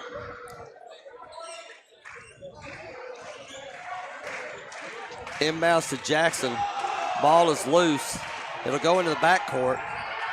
Picked up by Reich. Backcourt violation will give it to the Panthers. I'm not ever sure I've seen it hit anybody's head into a backcourt violation before. I'm sure it's happened. I'm sure it has. Somewhere. The goal sticking on top of the ball, that's the first ever, though, for Yeah, sure. I agree with that. That was amazing. McKelvey tries to get it into the paint. Mays gets pushed. That'll be the 4th foul, I think, on Slagle. It'll send Madison Mays to the free throw line. And not doing very well from the stripe this season as the freshman misses the first one. That really blows me away because she shoots threes really nice. Let's break down. She bend her knees. Nah, she's kind of quick to those knees. She's not lethargic enough, I don't think. Misses both free throws. Station Camp now. As Ullman misses an easy one down the left-hand side of the lane. Panthers with the basketball up by 10. Paul up ahead to Moot. Moot's going to back it up. She's going to run some clock. Paul gets around her defender. And they'll foul Nylock Paul. And the 53% free throw shooter will go to the free throw line. She wanted them. She wants to go to the line. Yeah, I think Mays, if she'll slow down a little bit, do a couple dribbles, bend her knees a little bit, and go smoother up through her shot, she'll make them. Because she, like I said, she's got great aim. There's no doubt. It's just something, it's that mechanics that's messing her up. Paul makes the first one. Second one goes in. Under 1 minute remaining. 12-point lead for the Lady Panthers. Foul on Mays. And you know what? If you would have came in tonight and said, I'll bet you $20 Mays is shooting 25% from the free throw line, I would have took you up on the bet. That no, there's no way a sweet shooter like that. A quick shot by Station Camp doesn't go in. Rebound to the Lady Panthers. And Moot gets fouled from behind. She'll go to the free throw line. 44 seconds to go. It's true. You'd have made money. It's true. You know what I mean? I would just said there was no way. If you'd have said out of the starting 6, because we have a starting 6, I think, who's the lowest free throw percentage shooter, I would have bet you money it was not her. Moot misses the first free throw. Because she's going to score a lot of points for us in years to come, I think.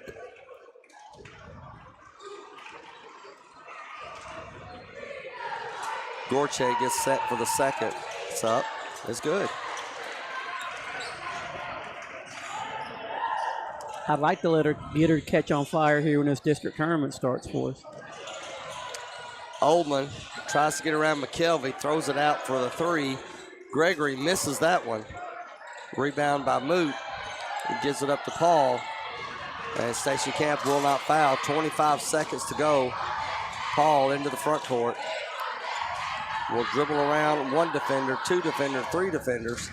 I think they got tired. Now she's going baseline. Now she's in the far corner. And the ball is knocked out by Gregory. 11 seconds remaining. A 13-point lead by the Panthers. That made me tired. McKelvey will bounce past the Moot. Moot will try to back it up. Gives it up to Paul. And the team starts shaking hands, and they're going to. What did he call? He called traveling on Paul. Paul took a couple of steps, and she was shaking hands with everyone, but there's 2 seconds to go. That was a great call. Inbound, Station Camp will hold it. And it wasn't nice in the second half, but the Lady Panthers were able to come out with a victory here against Station Camp. Final score is 45-32. Only 8 points scored in the third quarter for the Panthers. And then another 8 scored in the fourth quarter. We'll take a quick break. We'll come back with a recap and final stats as you're listening to Lady Panther Basketball. Join us Saturdays from 9 a.m. to 11 a.m. for Off the Rails, brought to you by Portland Sports Network's YouTube channel. Hosted by Coach Miguel Almendarez, Kyle Eden, and Coach John Thayer. We talk about local high school sports, as well as other local and college sports, and any other subject that might come up. Tune in and join in on the conversation. Off the Rails.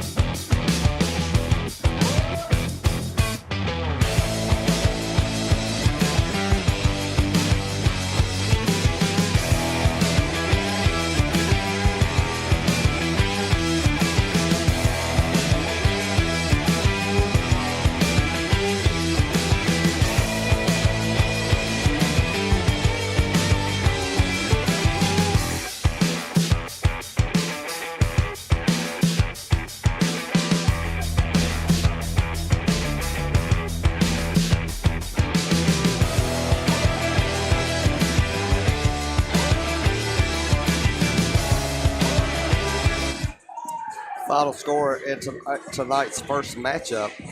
Portland Lady Panthers defeat Station Camp by a score of 45-32. Lady Bison actually outscored Portland in the second half as the Panthers had a lot of defensive lapses, unforced turnovers. And you got to give credit to Station Camp. I mean, at many times in that second half, 3 freshmen on the court for whoever was coaching tonight. As we found out, Coach Jackson wasn't here tonight. Don't know why, but whoever was coaching, they took it to us. And you got to think a couple of shots, more shots would have went down. It would have got tight. It may have got a little scary. It might have been. But let's move on. We're second in the district now, right? So we play at 3 o'clock on Saturday. So, and you said against 3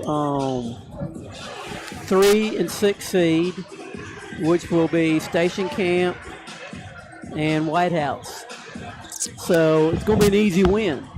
We do need to pick it up a little bit, though. This tonight's game to me just, like I said, I look, apparently, I don't know.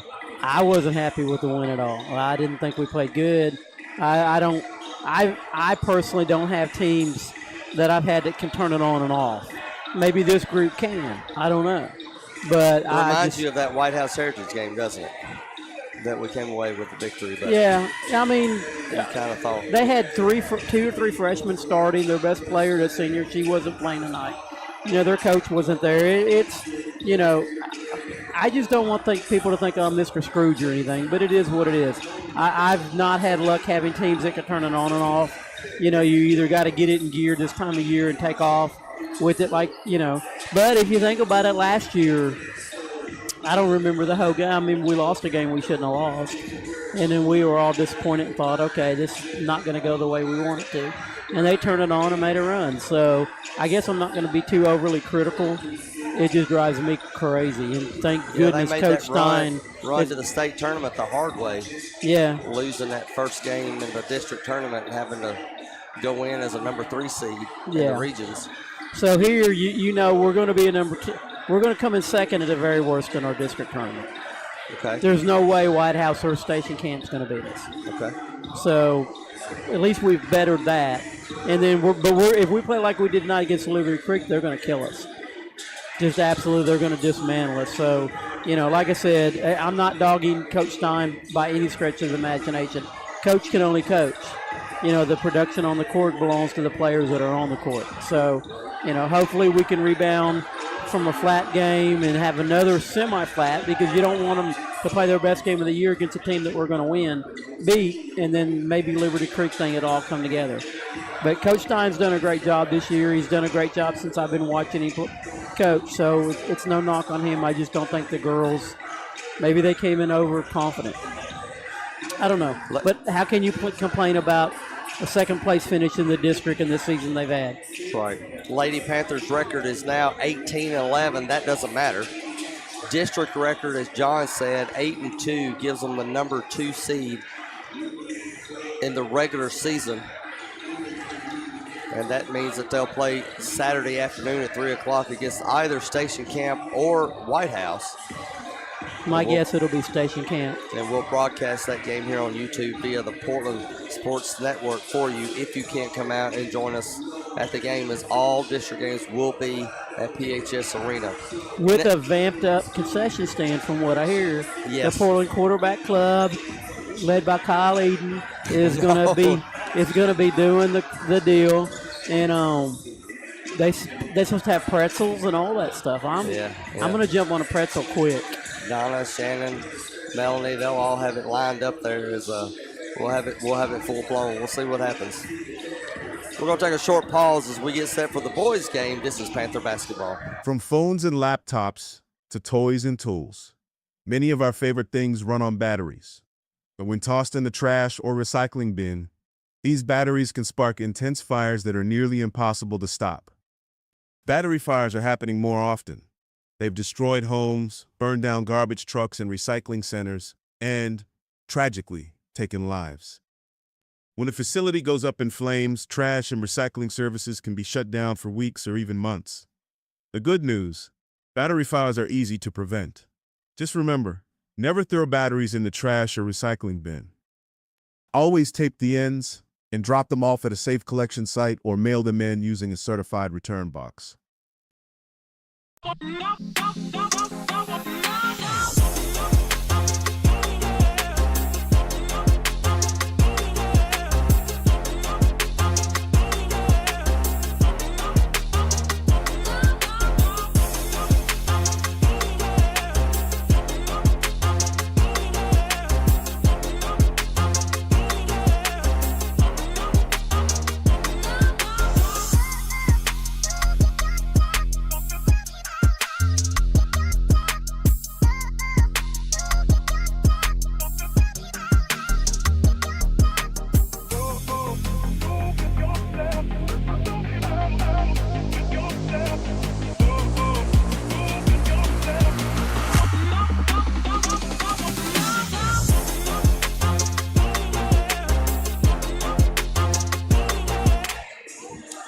Time for the second half of our doubleheader as your Portland Panthers face off against the Station Camp Bison, last regular season game for both teams. Good basketball game to watch Friday night as Portland comes away with a well-fought victory against White House, 61-55. Panthers led for most of the game. Both teams shot well for the night. Blue Devils took a 1-point advantage early in the fourth. The 11-5 run to end the game, aided by 10 of 11 free throws in the fourth, gave the Panthers the win. John, near 80% from the free throw line and 8 of 13 shooting from behind the arc. That'll keep us in most basketball games. Yeah, that was a good shooting game for us. I just don't want us to drink the Kool-Aid and think that's the only way we can win when it obviously isn't. We've got a lot of weapons that can do things from the three-point line, but we can also hit your mid-range jumpers and point-blank layups going downhill full speed. So that's the big thing I think Coach Ferguson's got to preach to them is and the key is when that happens the most is when you get behind a couple buckets. Kids tend to want to catch up on one shot, and that at the time is probably not the highest percentage shot you need to take. You need to just score, and a lot of times scoring is getting to the hole or getting an 8-foot jump shot. So that'll be the key thing that we've got to watch out for. Nate Honeycutt had 19 points. He was 5 of 7 from 3, 4 of 4 from the free throw stripe. Tristan Coward had 14 points, 4 rebounds, 4 assists. Only 2 turnovers again for the point guard. Second game in a row. Keelan Dalton had 11 points to go with his 7 rebounds. Panthers' record is now 21-6. But it all comes down to one game. You gotta love high school basketball. All the games that they play, none of it matters as it comes down to this one. A win tonight, and the Panthers are regular season champs, and they'll clinch that number 1 seed for the district tournament. You lose tonight, and we could fall as far down as 3rd and have to play this Friday in the opening round of the tournament. Yeah, you know what? It means everything, dude. I mean, I know basketball, you always say, is about postseason this, postseason that. But when you got a district championship sitting in the palm of your hand, it goes on a banner, city's banners around here. That's right. It never goes anywhere.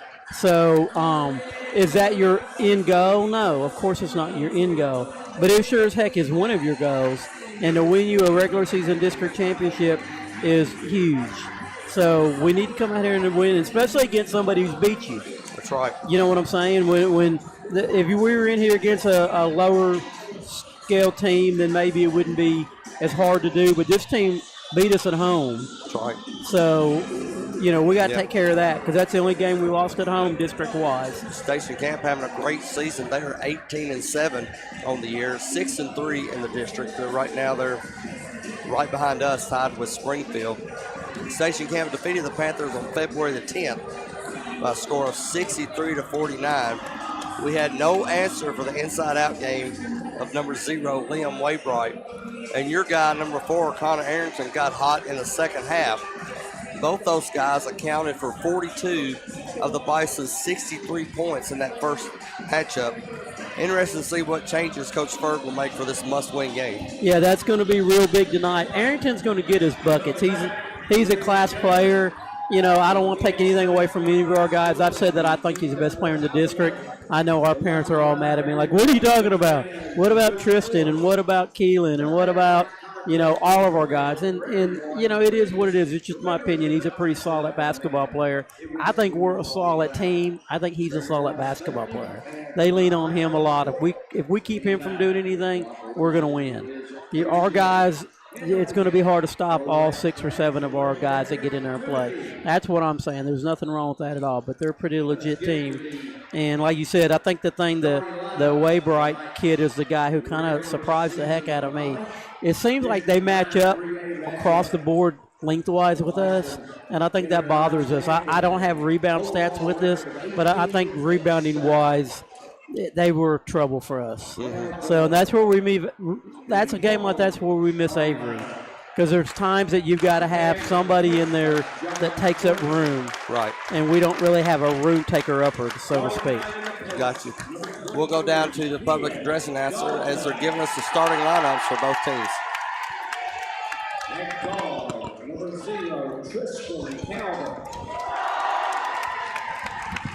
At guard, number 3, Evan Ferguson. At guard, number 15, Quentin Todd. And at guard, number 4, Nate Hunter.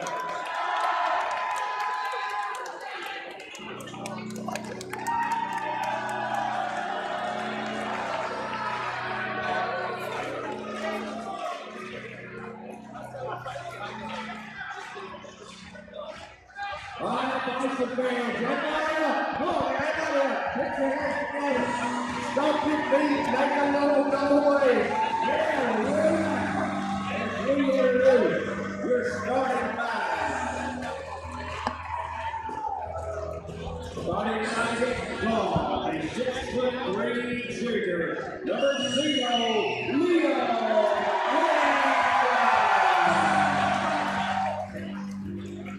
Guard, 6'1" junior, number 2, Aiden Johnson. At guard, 6'3" junior, number 4, Connor Arrington.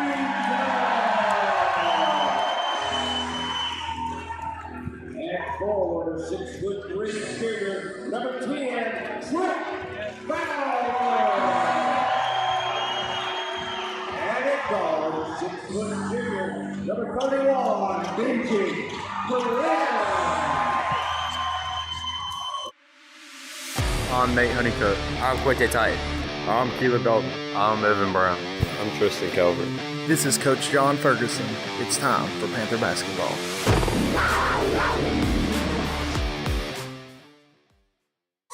When they started the starting lineup for the home team, the energy stepped up a notch. As you can probably hear it in the background. As we get set for tip-off, it'll be Keelan Dalton going against Liam Waybright. 5 juniors for Station Camp in the starting lineup. The tip is won by the Panthers. And we'll be going from right to left, wearing our black road jerseys. Purple numbering, white trim around. Tries to go low to Dalton, a little bit too high. He tries to save it, doesn't do it. Station Camp gets the ball, and they'll push it forward quickly. And they'll back it up as Arrington finds a Waybright over outside. A 3 for Station Camp is good.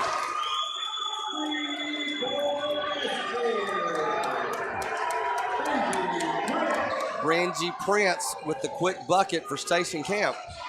Gives them a 3-0 lead. Calvert's going to try to match it, and he does.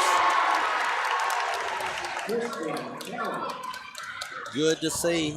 31% from behind the arc. Tristan Calvert makes a 3 there. The team shooting 31% also.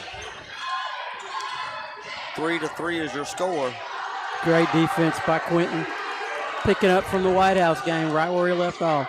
That gives the ball back to the Panthers. Dalton gets caught up in the lane. Shot goes up. He throws it out to Honeycutt for the 3. Bottom.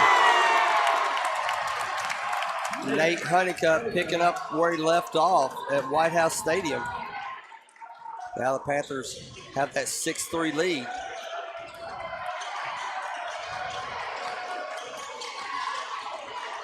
And John, I'll tell you, because they're at home, number 3 is Benji Prince, the junior. As he takes a 3 from behind the arc, doesn't go in. Rebound snagged by Dalton. Do we have our stats, our sizes and stuff anywhere?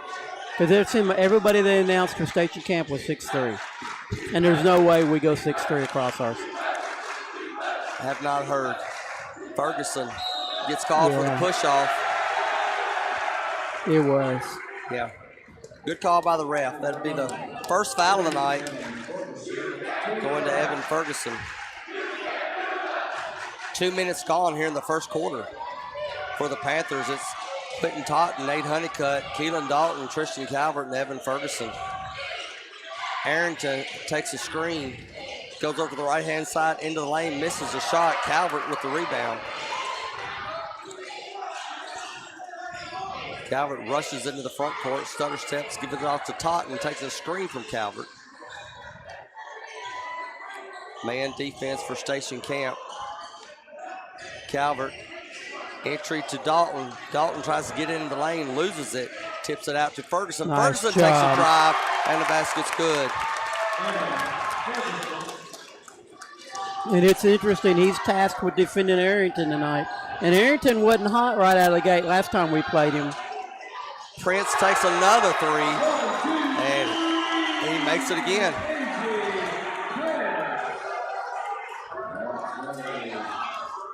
He had 6 points the last time we played him, so he's already hit that. 8-6, Panthers lead with the basketball.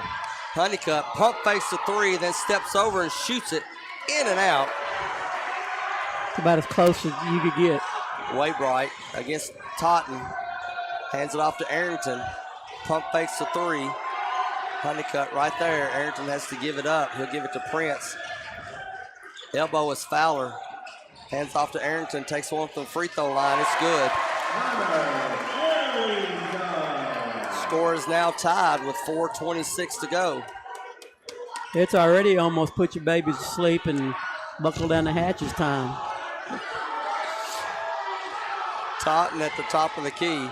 Gives it up to Dalton at the elbow. Dalton turns around, facing Fowler. Gives it back to Totten. He'll take one from the free throw line. That one's off the mark. Station Camp can get the lead right here. Waybright goes baseline, stops short, jumper is short. Calvert with the rebound. And he Nice pushes it dish. up. No look pass to Honeycutt off the front of the rim. The wind had to have blown that out. Blocked by Ferguson on the defensive end, pushes it forward, and he loses it. And it's now Waybright with the basketball. Gives it up to Arrington. Arrington takes a three. Doesn't get it. Good job by Keelan Dalton. With the rebound. He didn't try to pull it down by himself. He had a lot of play on his back, so he just tipped it to a wide open teammate. Coach Ferguson calling for the money play, which evidently starts with Totten on the right-hand side as he goes towards the baseline, gives it back to Calvert, out on front to Ferguson for the three from the wing. No good. Honeycutt tips it out to Calvert, makes his way into the lane, loses the basketball. Too many white jerseys to go through. Waybright tries to get around Totten. Good defense by Totten, but Waybright makes the basket. And now Station Camp has that lead back, 10-8. 2:46 to go here in the first quarter. Panthers looking to get that regular season district title. Station Camp trying to take it away from them. Honeycutt to Ferguson. Ferguson takes a long three, doesn't get it. Tip out by the Panthers will give it to Station Camp. Substitutions for both teams. David Peacock and Hunter Ladd will come in for Station Camp. Evan Brown will come in for Evan Ferguson for Coach Ferg. So Station Camp's won 3 in a row. This is 2026. Yep, 23, 24, 25. District tournament champions. Peacock to the far side. Gives it up to Gillespie, who's in the game for Coach Perry. Far side throw goes into the fourth row. Turnover will give it to the Panthers. Panthers can take the lead with this possession.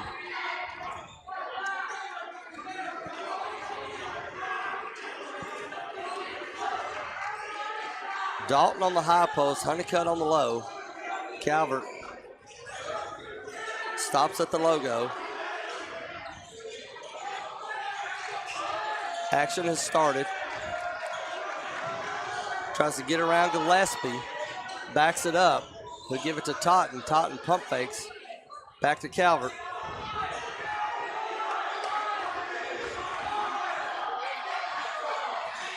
Calvert almost to the center stripe.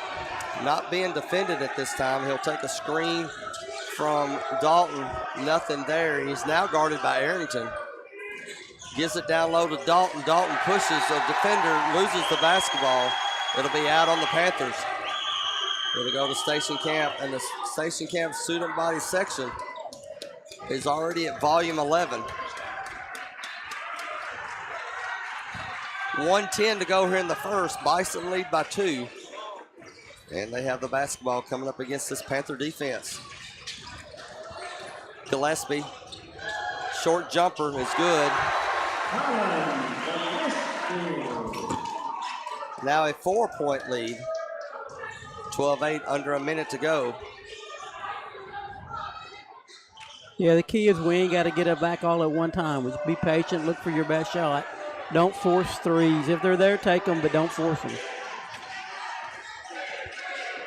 Totten in the near slot, gives it up to Brown. Brown trying to get around the much taller Peacock. He'll give it to Totten. Totten flips it out to Honeycutt. Honeycutt baseline out front to Brown. Too far. Goes out of bounds.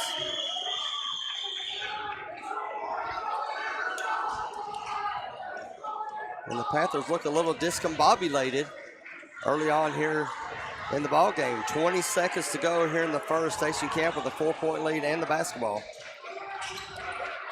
Waybright to Arrington.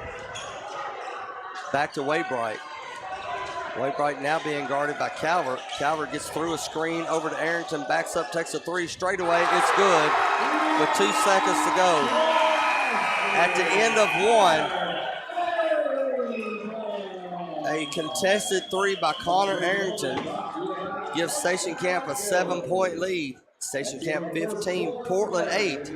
You're listening to Panther Basketball on the Portland Sports Network. 2 guys drove to work. Neither guy wore a seatbelt. One guy got a ticket. One guy didn't. The same 2 guys drove home. One guy wore a seatbelt. One guy didn't. One guy made it home. The guy not wearing his seatbelt didn't. Don't risk it. Click it or ticket. Paid for by NHTSA. Nobody had to tell your grandparents not to drive while using their typewriters. Why should it be any different for us kids and our cell phones? Distracted driving was the cause of more than 3,000 deaths in 2022. Come on, we're smarter than this. Let's put down the phones and focus on the roads. Drive safe, everybody. Don't drive distracted. A message brought to you by the National Highway Traffic Safety Administration, Project Yellow Light, and the Ad Council. Panthers led by 5 midway through the first quarter. 12 straight points for Station Camp gives them a 7-point lead to start the second 8 minutes, and the Panthers will have to play defense before they can start to etch into this 7-point deficit, as Elijah Sidnor's in the game for Ferguson. Station Camp with the basketball. Waybright tries to go down low, back out on top, 3 straight away, no good. Honeycutt with the rebound. It'll be Calvert, Honeycutt, Sidnor, Dalton, and Evan Brown on the court for Coach Ferguson. Dalton gets pushed out, gets it at the volleyball elbow. Spin move in the lane doesn't go in, but he gets fouled. So Dalton will go to the free throw line. It was a good move. We need to try to get Keelan some touches inside. I think he's a little hyped up now. I think he'll settle in. They'll give that foul to Hunter Ladd as Dalton makes the first free throw. Keelan didn't have a bucket in the first quarter. It was a 3 by Honeycutt, a 3 by Calvert, and then a 2-pointer by Ferguson. Dalton gets set for the second free throw. That one goes in also. 2 for 2, Keelan Dalton. It's now a 15-10 lead for Station Camp. Waybright gives it up to Gillespie. Over to Peacock, back out on front, steal by Dalton. He takes a couple of steps and a two-handed slam. I think that's worthy of a shout out to Ganny right now. Shout out to Ganny. Maybe that'll shift the momentum back to the Panthers. And they've now cut that deficit to 3, Station Camp with the basketball. Battle down low. He needs to be careful physical. there, though. Into the lane goes Gillespie, misses a shot. Rebound and a foul on the rebound against Station Camp. As Gillespie was trying to get the basketball away from Dalton. And that's 2 quick team fouls on Station Camp. 6:45 to go here in the second. A 3 can tie it up for Portland.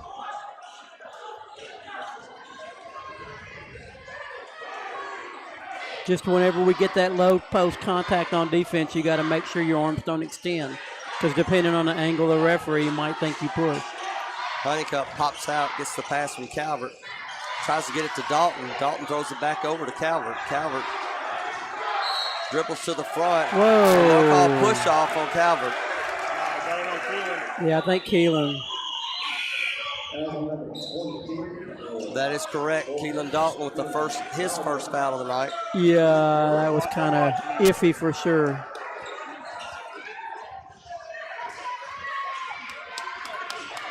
Panthers down by 3. Steal by Sidnor. Spin move. Shot is up. Banks it off. What a play by the senior Elijah Sidnor. It is now a 1-point game. Station Camp up 15-14.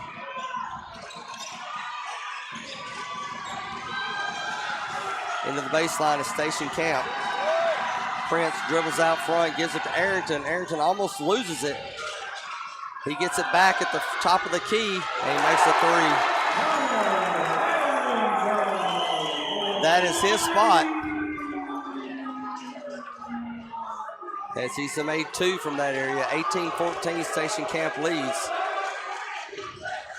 Brown bounce pass to Calvert, a low block, turnaround jumper off the mark.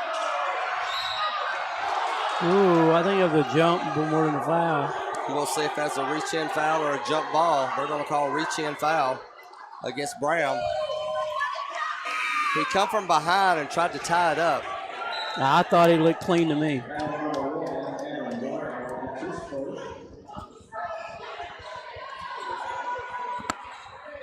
That's the first on Brown, but he'll come out. Ferguson will come in.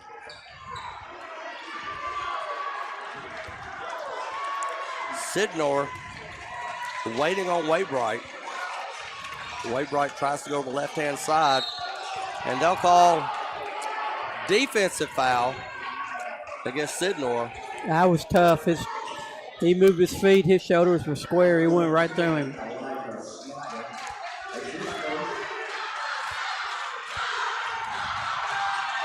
Inbounds, turnover, picked up by Portland. Honeycutt up ahead to Calvert.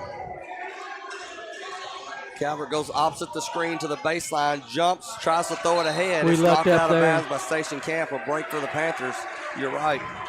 Going baseline, man, it cuts down a lot of places you can take passes. Good teams, good defensive teams will all rotate to that side because you can't go backwards on that kind of thing. Gillespie will come in for Yarbrough for Coach Perry. Panthers down by 4 with the basketball. Calvert will take it in the backcourt, dribble up to the front court. As the Panthers rotate, Sidnor goes to the right-hand side, back out on front to Calvert. Calvert guarded by Gillespie. Pitches it over to Sidnor, far corner to Ferguson. One-handed pass to Honeycutt. Honeycutt gives up the 3. Dalton in the short porch. Gets in the lane, throws it over to Sidnor. Sidnor, a couple of bounce passes, and he gets bumped. Station Camp will get called for the foul. I like the aggressiveness of Elijah Sidnor.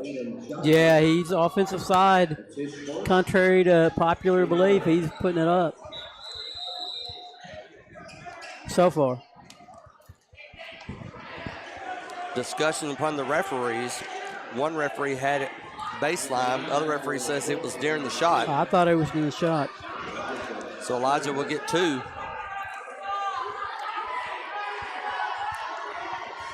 He gets the first one to fall.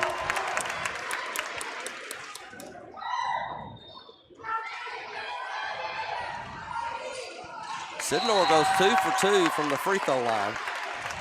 And he'll step out as Totten will come in. He's been a sport. Can you get any better minutes than Elijah Sidnor just had there in that second quarter? No, I don't think so. 18-16, Station Camp leads. Fowler gives it to Arrington. They give him another 3. He misses that one.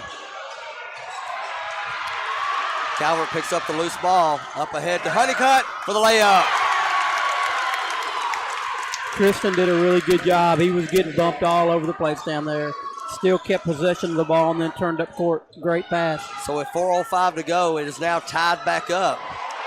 Ball is missed by Station Camp. Chased down by Totten. He saves it to Ferguson. Over to Calvert. Calvert in the front court, but he doesn't have numbers. He'll slow it down. Dalton trying to post up. They get the ball to him. He takes a dribble. Misses a shot, but he gets bumped, and that will go against Fowler. Now number 10, Bryson Fowler, his first at the line for the Panthers. Shooting foul will put Dalton at the free throw line. Next foul on Station Camp will put Portland into the bonus. Keelan is short on the first one. Prince comes back into the game as Aiden Johnson will take a seat. 3:43 remaining in the first half. Dalton makes the second. Dalton has 3 points off from the free throw line. And the Panthers get the lead at 19-18 with 3:40 to go. Coming into this second quarter down by 7. They fought back. Backdoor cut picked off by Dalton. And Taunton will push it up ahead to Honeycutt. Dalton, uncontested 3. He got it. Quentin Totten with the 3. And now the Panthers are up by 4, 22-18. Waybright gives it up for the 3. Off the mark. Over the Totten back. with the rebound. Should have been over the back. He loses the ball on the rebound, goes out of bounds. It'll stay with Station Camp. 3:07 to go. A win tonight, and your Panthers will be regular season district champions and have that #1 seed for next weekend's tournament. Arrington, though, shoots one from baseline, doesn't go in. Under 3-minute mark, Calvert into the front court. Totten will take a 3 off the mark. Offensive rebound. Honeycutt. Great rebound. Back to Calvert. Calvert steps it back. Totten said, if you're not going to guard me, I'm going to shoot it. Yeah, he needs to go quicker because when you start thinking about stuff, it just don't go. It's weird. Totten, the left wing, catches Calvert curling around to the top of the key. Calvert stumbles, but able to keep his pace. Dalton wanting the basketball, gets it at the elbow, one dribble, spin move, and they're going to say push, and that's going to go against Fowler. That'll be his second if that's the case. And that'll put Portland into the bonus.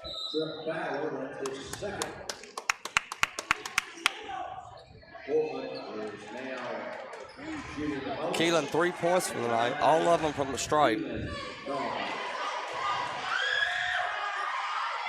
I got him with a 2-2, didn't he? You may be right. Yeah, he's got. He had a dunk. 5. He had that slam. Misses the free throw. Makes the second one. 23-18 is your score. 2:10 to go here in the second. Waybright dishes it out to Prince. He steps inside the 3 to take the shot. Doesn't go in. Calvert. They're killing us on the board. That's just got to be called. Calvert Nice side move. steps into the lane. Misses it, but a put back in the air. Tip in by Dalton. That And was now sweet. the Panthers are up by 7 with 1:47 to go. These refs have got to call these fouls on the Station Camp's offensive side on the rebounds. Waybright, Gillespie, Prince into the lane, goes around Dalton, and I don't know how he made that scoop shot, but it went in. I'm Breaks just the glad scoring Keelan drought. didn't foul him there. He played good defense. If the kid was going to make it, he was going to make a good shot. Breaks an 11-0 run by the Panthers. It's now 25-20 with 1:15 to go.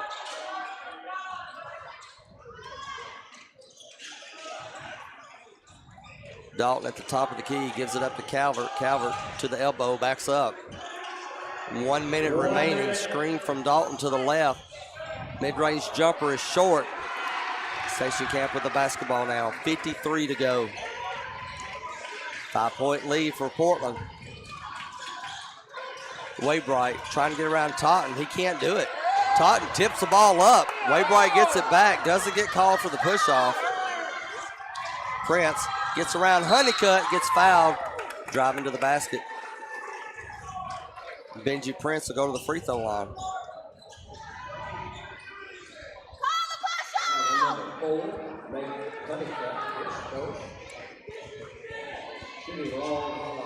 That's the first foul on Honeycutt. 4th team foul. Shooting foul will put Prince to the free throw line, where he makes the first. 36 seconds to go. Prince shot. Missed it. Panthers keep it at a 4-point lead. 32 seconds to go. We'll see if they hold it for the last shot. As Calvert just now getting into the front court. Gets it up to Honeycutt at the elbow. Backdoor cut by Calvert. Shot is up and Nice good. job. Good feed by Honeycutt, He too. caught it underneath the basket. Was able to corral himself. Gets the turnaround jumper to go. Now Station Camp with 6 seconds to go. Arrington loses it. Don't Picks foul it him. up. 2 to go. Shoots a 3. Doesn't go in. Good defense by the Panthers to end that second half. And what was a 7-point lead for Station Camp at the end of 1 at the half. 6-point lead, at the half for the Panthers as they now go into the locker room up by a score of 27-21. Short pause, we'll come back with halftime stats. You're listening to Panther Basketball.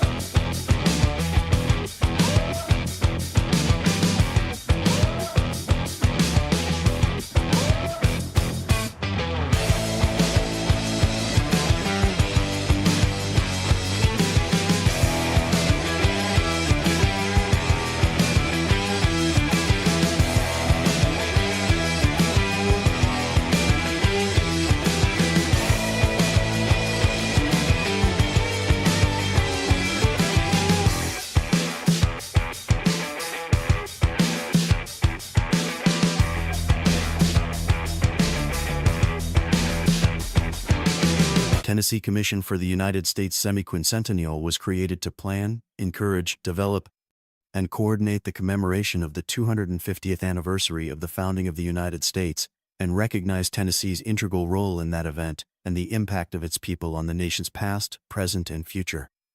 The Commission promotes an inclusive statewide celebration and educational commemoration of America's 250th by interpreting and preserving Tennessee's unique stories, objects, landmarks, and places across our diverse state that defined who we are as Tennesseans and Americans.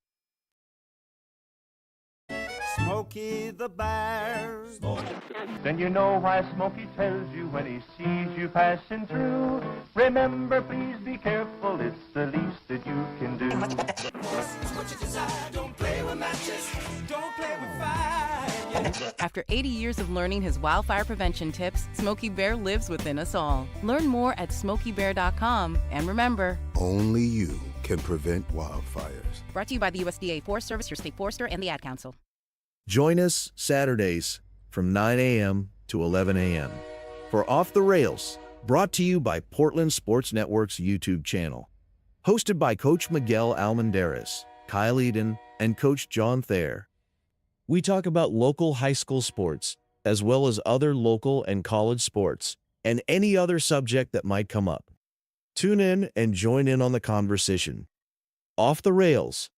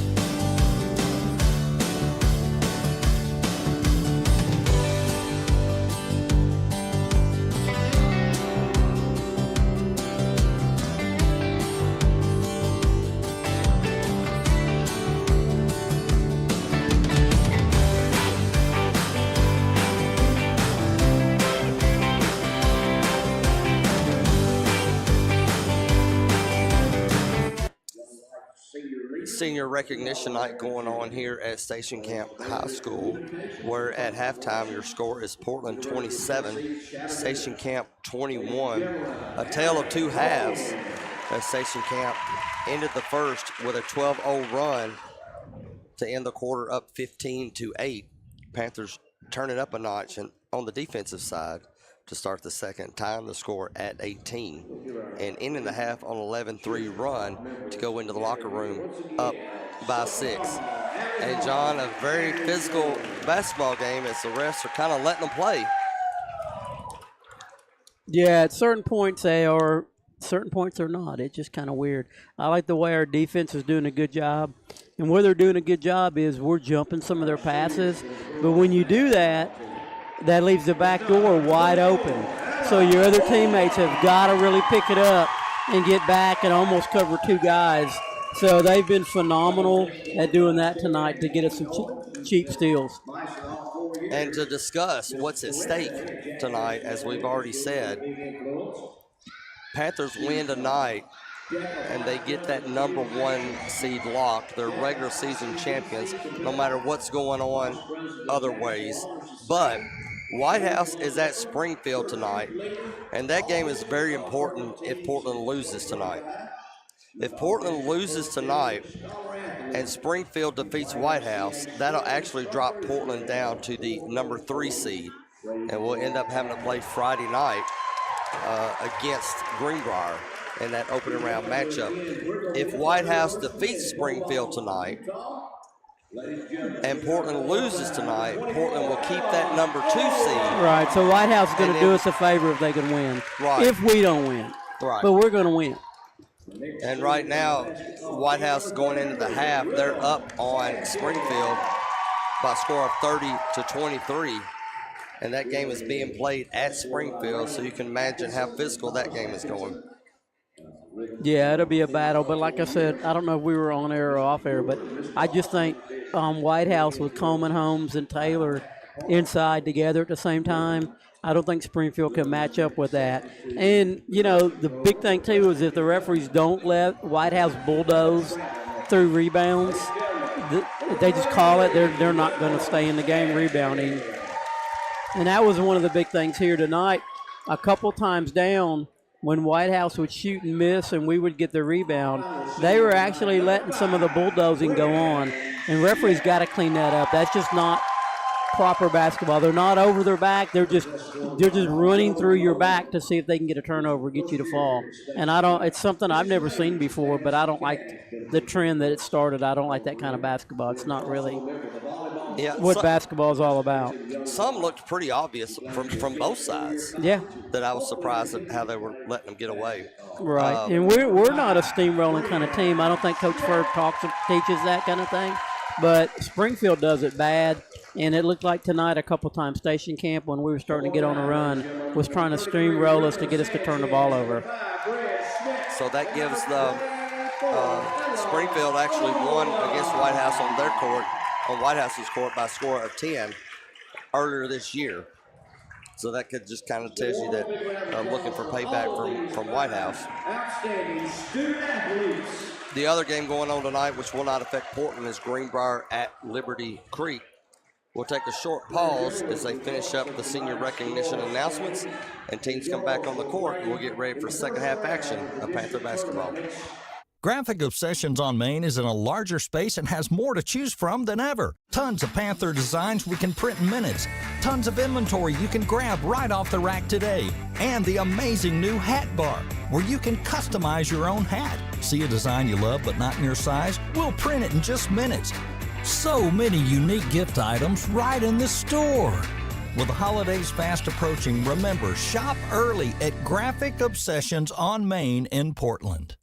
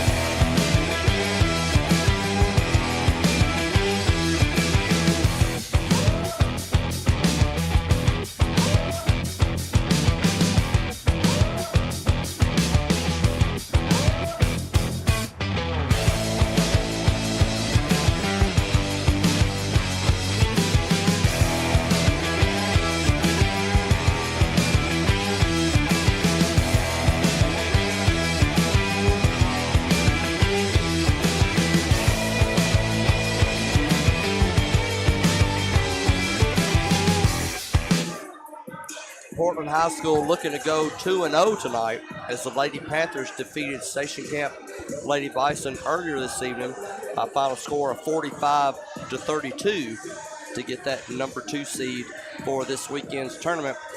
Panthers are up by 6 at half against Station Camp.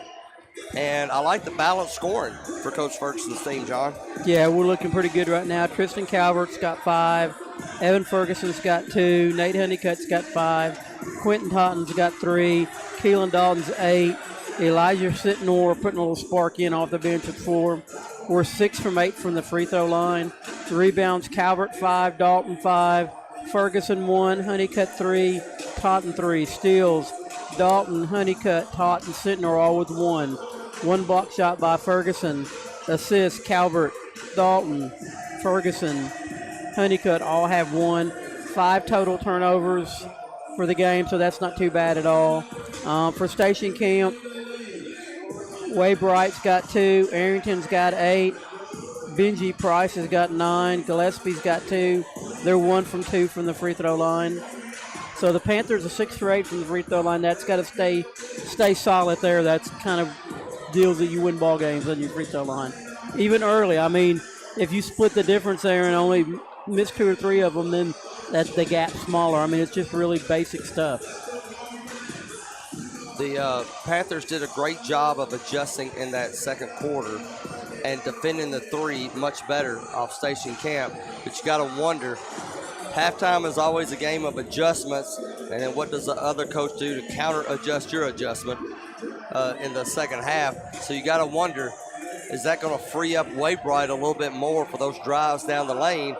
Knock on wood, he's been kind of quiet tonight. He has, but that kind of scares me too, because the last game he was hot early, Arrington was quiet, and then Arrington caught on fire. I think defensively Station Camp isn't going to do anything different, because the one thing we're not getting a lot of that we normally can is downhill penetration. They're really doing a good job of keeping Calvert from getting in the lane quickly. So I think the key in R is we got to try to feed Keelan just a little bit more if we can, and he's got to see if he can take the game over inside. He's got to go quick though, because they're collapsing really quick on us, and we just can't get double teamed up in the paint. But I think that would be a good deal. And what they're going to probably do, since we're trying to steal the ball so much, they're probably going to try to go to the hole, try to make us fake on that, and then go backwards on us. So we just got to be careful with that. But our defense has really played a good game so far. Final instructions from both coaches as the teams will head out on to the court. And we'll flip the script as the Panthers will now go from left to right, and they will have possession of the basketball to start the second half. It will be the starting 5 of Ferguson, Calvert, Dalton, Honeycutt, and Totten. And quickly the Panthers inbounds and get this second half started. Dalton tries to bounce pass into the lane, doesn't get it, picked up by Station Camp. Wainwright pump fakes, blocked from behind by Honeycutt. What a clean block by number 4. We're trying to get Calvert one-on-one in the blocks. It just didn't work out. They got a steal on it. But Dalton gets fouled going into the lane, and that'll be number 3 on Fowler. No foul trouble to count for either team except for Trip Fowler for Coach I like Perry. getting it on him. I don't know how much Fowler plays. I don't think they don't let you go bench very often. So getting him in some foul trouble would probably be really huge. First free throw, doesn't get it. Ladd will come in for Fowler. Junior replacing Junior.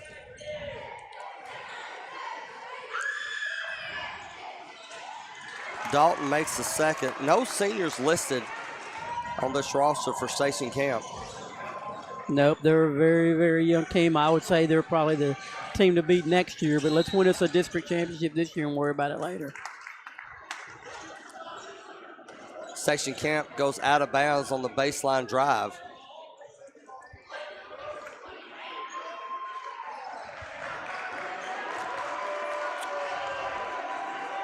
And that'll give the ball to the Panthers.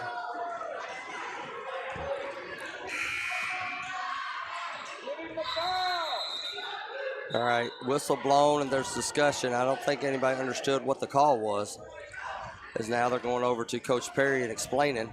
I'm just glad it's our ball.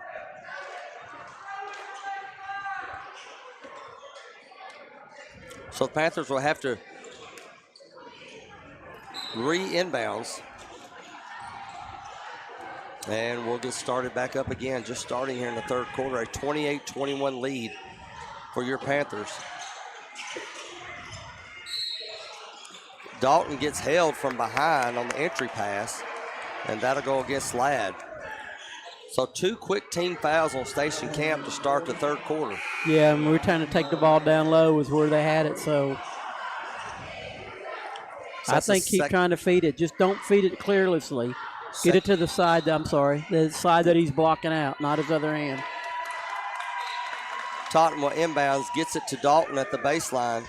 Dalton doesn't have anything. Calvert, Totten out on front for a long 3 straightaway, doesn't get it. And over the back's going to be called on Dalton, and he knew it. Yeah, Arrington's on him, and Arrington's a solid basketball player. He understands positioning and putting bodies first. Second foul on Dalton. Waybright gets his shot affected on the pull away, misses it front of the rim. And Calvert takes a screen from Dalton, throws it over to Honeycutt. They got Arrington on Dalton now. That's really interesting. Totten gives it up to Ferguson, back to Totten. Totten trying to get Dalton, but he's bracketed. Honeycutt three off the mark. Good job by Totten. Offensive rebound by Totten, but he doesn't get the putback. He gets a steal. Loose, picked up by Dalton, and he's going to the basket, and he gets fouled to the free throw line. We'll go Keelan Dalton. You want that and one bad right there. Keelan kicking himself for it because he knows he could make it. But Totten, really good job. He had a good shot, didn't go in, and he ran that ball down, tipped it. Yep, got it loose. 3 team fouls for Station Camp as they gave that one to Colin Gillespie. That's his second. Missed free throw for Keelan. Set, shoot, gets that one. That's why you feed. What do they had? 4 fouls so far? 3. Gordon Keelan? For the game? No, just here in the last, since this? 3. 3? Yeah. And Honeycutt tips the pass out of bounds. It'll stay with Station Camp. In just a few minutes, though. Has it even been a few minutes yet? It has been 1 minute and 44 seconds. Yeah, so they're averaging fouling Keelan Dalton about 35 seconds. Once every 35 seconds right now. Waybright will take the inbounds in the backcourt. He's met by Totten at the mid-stripe. Gives it up to Johnson. Don't pick down up the low. foul. Back out on front is Prince. Now, Honeycutt on him. If Perry was smart, he'd try to go after Keelan because Keelan's the difference in the game at this point. Swing around into the lane. Waybright tries to Nice dish it out. job. Totten picks it off. Panthers with the turnover. Up by 8. Under 6 to go here in the third. Dalton in the baseline. Turns around. And he gets fouled on the shot. That one will go against Arrington. That was a tough one. It was a tough one, but Keelan, that's clean call. There's nothing wrong with it. Keelan needs to string 2 free throws together here, buddy. Next foul will put Portland into the bonus situation. Attaboy. First one goes in for Keelan. So we're still averaging about a foul every 35 seconds, give or take.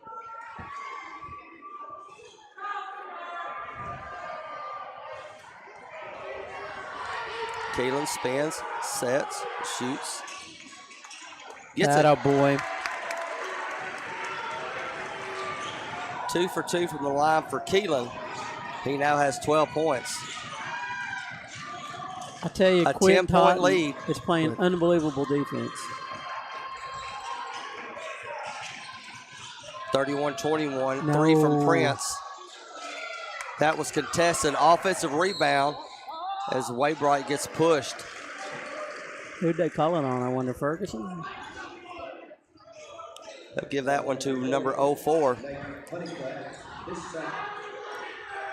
Second foul on Honeycutt. Inbounds to the baseline for Station Camp. Back down low to Waybright. Out front for Prince. Uncontested 3 is good.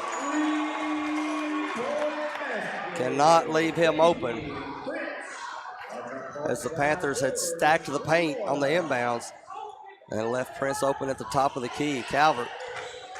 Big thing we don't want to do, keep feeding Keelan, but try to feed him where he doesn't get in a situation to charge. And that's Nice what they bucket. do. Turn around to the left-hand side, shoots with his right hand, gets the shot off over Arrington. Back up to 9. Waybright quickly down the lane. Tries to get it over to Gillespie. Ball was going out of bounds. He's able to kick it off the feet of the Panther defender. So Station Camp will keep the basketball. We got to do a better job of getting square quicker on that drive so we don't leave Keelan exposed like that. Prince takes the inbounds way at the logo, gives it up to Arrington. Waybright comes out, guarded by Totten. Spin move in the lane, and he lost it right into the belly of Keelan Dalton, and he wasn't going to go after that. Ferguson, baseline, misses the shot. It's a good shot. I got no problem with that shot. Gives it up to Arrington, stutter steps, backs up.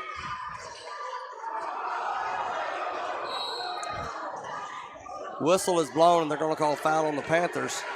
They could have picked their poison on who to call.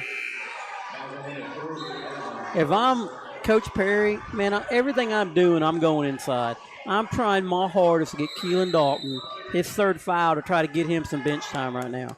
Absolutely selling out for going into the paint. Absolutely. 30-second timeout on the court. They give that foul to Evan Ferguson. That's the third team foul on the Panthers. That's the second foul on Ferguson. Panthers have a 9-point lead, up 33-24 with 4:16 to go. John, what I'm worried about is, like we said, they've let them play pretty much.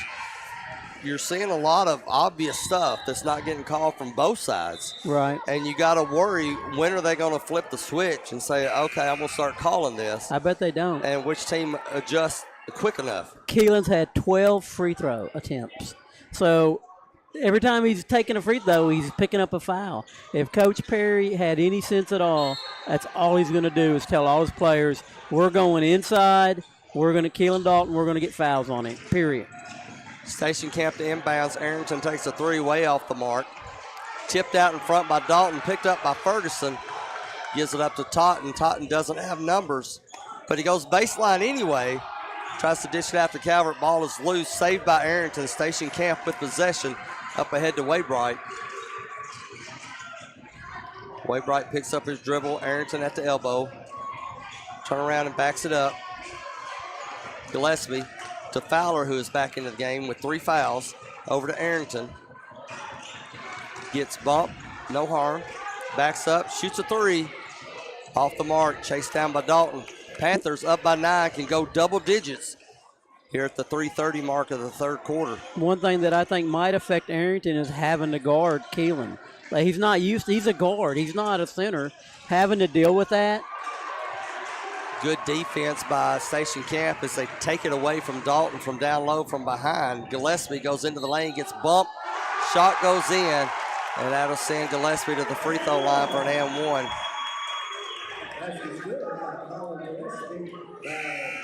That's one of those where he was expecting contact and used that contact to make the bucket.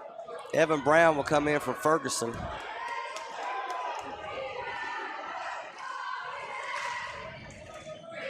So it's going to be interesting what we do here. There's a lot of time left in this third quarter. And he makes the free throw. 33-27 now is your score. Coming up on the 3-minute mark.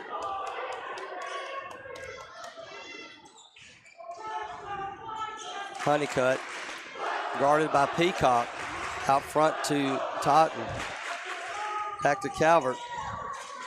You got to watch his illegal screens and stuff like that. Running on this motion offense. Totten hands it up to Dalton at the elbow, but he'll dribble it back out. Lobs it down low to Calvert. Calvert didn't have it. Tips it over to Brown. Backdoor cut to Dalton. Shot is good. The guy was on his back. I'm not sure how that couldn't have been an and one, but it's good movement by the team, moving the ball all over the place. Back to an 8-point game, 35-27. Waybright bounce pass to Ladd. Misses a shot. Looked like all ball to me. They'll say Honeycutt slapped the arm. We got to get our shoulders square and not let them drive. That'll be number 3 on Honeycutt, and that'll send Ladd to the free throw line for 2.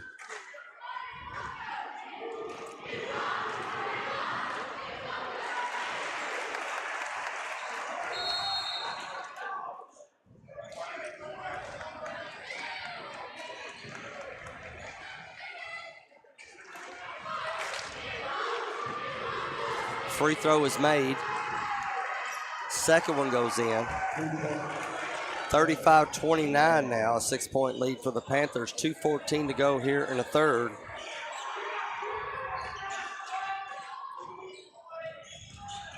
Evan to the left-hand side lane drive is good. Yeah, they weren't thinking he was going to do anything with it. They backed off and covered everybody else, and Evan said, you know what? You disrespect me, I'm going to burn you. First basket of the night for Evan Brown. Waybright goes baseline. Shot is missed. Gets the rebound, gets fouled on the putback.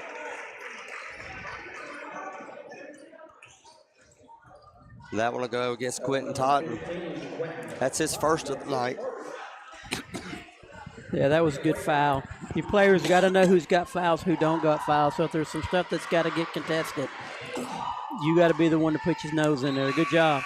Fifth team foul will put Station Camp to the free throw line while Waybright misses the first one. 2 in and 2 out for Station Camp on the substitutions as Johnson and Fowler come in. Waybright sets himself for the second one. That one goes in. 37-30 is your score. 1:45 to go here in the third quarter. White House up on Springfield by 1 going into the final stanza in that game. Uh-oh. Brown over to Elijah Sidnor, who's in for Coach Ferguson. Dalton, spin move, tries to dish it out to Brown. Brown was moving too fast, goes behind him out of bounds. Yeah, that's kind of one of those deals when your guy's in the low post spin. He can't read you, he's spinning. So just be where he thinks you're going to be. You know what I'm saying? Waybright, baseline shot. Ooh. Looked like a block on Sidnor. Yeah, it did. They may call that on Keelan for the push on the body. No, he's way back over there. Keelan was top of the key. He did good. He backed on out of that contact area. That was a bad call. They did give it to Sidnor. So now Waybright has 2. First one goes in. I didn't like that call. I thought it was all ball. It's a great defensive play by Sidnor.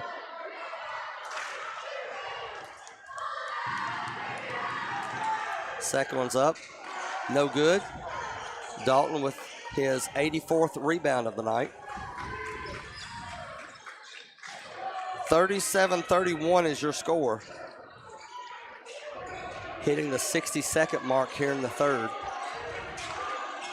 Dalton gives it up, drives to the lane, gets it back, goes baseline, other side of the basket is good.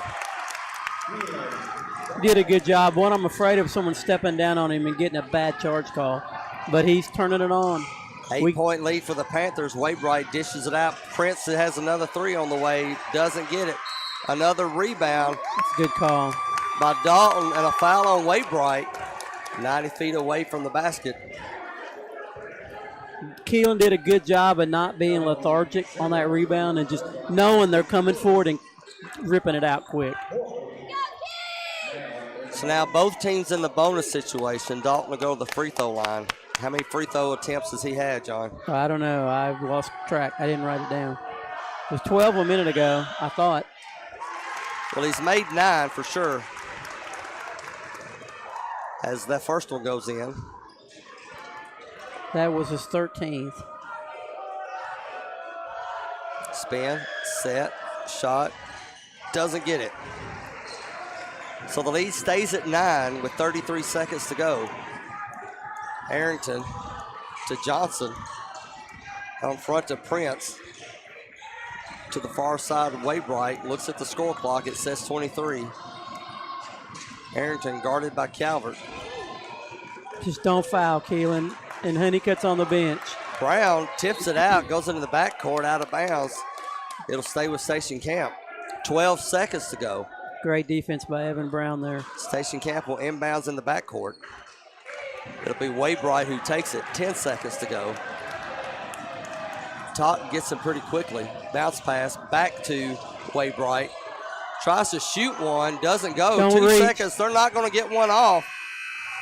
At the end of 3, Portland's defense steps up as they lead Station Camp by a score of 40-31. Make sure the kids are in bed. Grab your loved ones.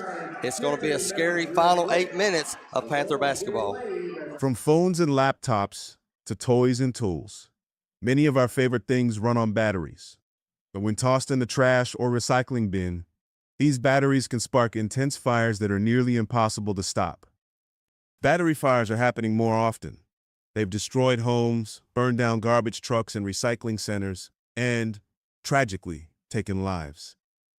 When a facility goes up in flames, trash and recycling services can be shut down for weeks or even months. The good news, battery fires are easy to prevent. Just remember, never throw batteries in the trash or recycling bin. Always tape the ends and drop them off at a safe collection site or mail them in using a certified return box. In the city or in the woods, help keep America looking good. Give a hoot, don't pollute. Brought to you by the U.S. Department of Agriculture's Forest Service. Game world or real world, seatbelts save lives. 13 points scored in that third quarter by the Panthers, 11 of those by the senior, Keelan Dalton. He's 9 from 14 from the free throw line for the game. But to be on the line that much, they're fouling him a lot. He has 19 points for the game, leads all scorers. And the Panthers will have to play defense starting the final 8. And it'll be Totten, Calvert, Sidnor, Brown, and Dalton. Station Camp with the basketball gives it up to Gillespie. Gillespie jump stop, mid-range, no good. That's and the our Panthers ball. fought for the rebound. That's our ball. That was a good call. No, I thought that was. Panthers fought for the rebound, went out of bounds. It'll stay with Station Camp underneath the basket as the referees had a discussion. Inbounds to Prince. He loses it, and it was off the leg of Prince, and that's the defense, the nattiness of Evan Brown. Yeah, he just pisses you off. You want to punch him in the face. When he guards you, he steps on your toes, he knees you. He's a tough cookie on defense. Calvert takes a screen from Brown into the lane, makes the shot. It's a double-digit lead for the Panthers here in the fourth quarter, 42-31. Regular season district champions on the line. Waybright spin in the lane, and he gets pushed. He pushed off 3 times during the drive. Todd has really picked his defense up here lately. I mean, he's always played pretty solid this year, but he's taken it to the next level the last 2 ball games. They will mark that one on Totten for his second. And you know, Sidnor, he's a bench guy. He can throw some fouls around when you need to, and sometimes you need to. Arrington, bodies on the floor, and they'll say Brown caused all of that. Yeah, it was worth it when you got 2 guys on the ground on the other team. It was like watching a double-ended strike from the curling competition as 2 Station Camp bodies just bowled on the floor. We have an injury on the floor, so we'll take a short pause. No, sometimes there's a foul that's worth getting. You think that was it? Now you can take one.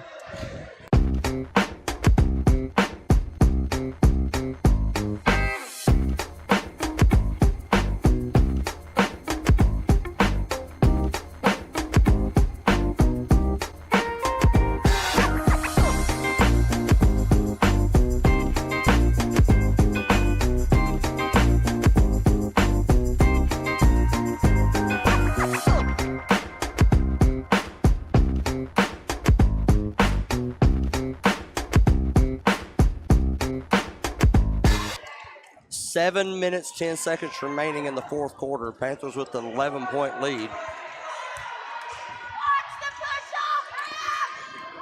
Station Camp Bison able to walk off under his own. They did take him to the locker room, though.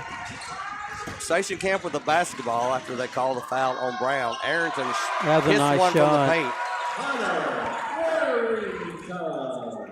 42-33 now, under 7 minutes to go. Calvert spins in the lane, backs it up, and he'll stop at the logo. Guarded by Waybright.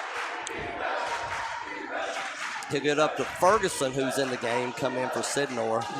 Come on. Backdoor cut, bad pass, picked up by Station Camp. Arrington goes around 2 defenders, gets his shot blocked by Honeycutt. Push it, push it, push it, push Ferguson the other direction, takes it all the way, but it's rejected.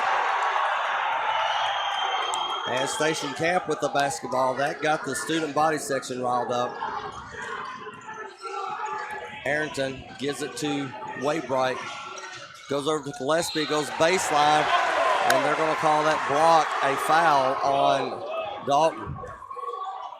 Now Coach Furr's got to decide. 6-14. You know, we're up by what, 9? What do you do here? Do you take a chance on giving them some momentum?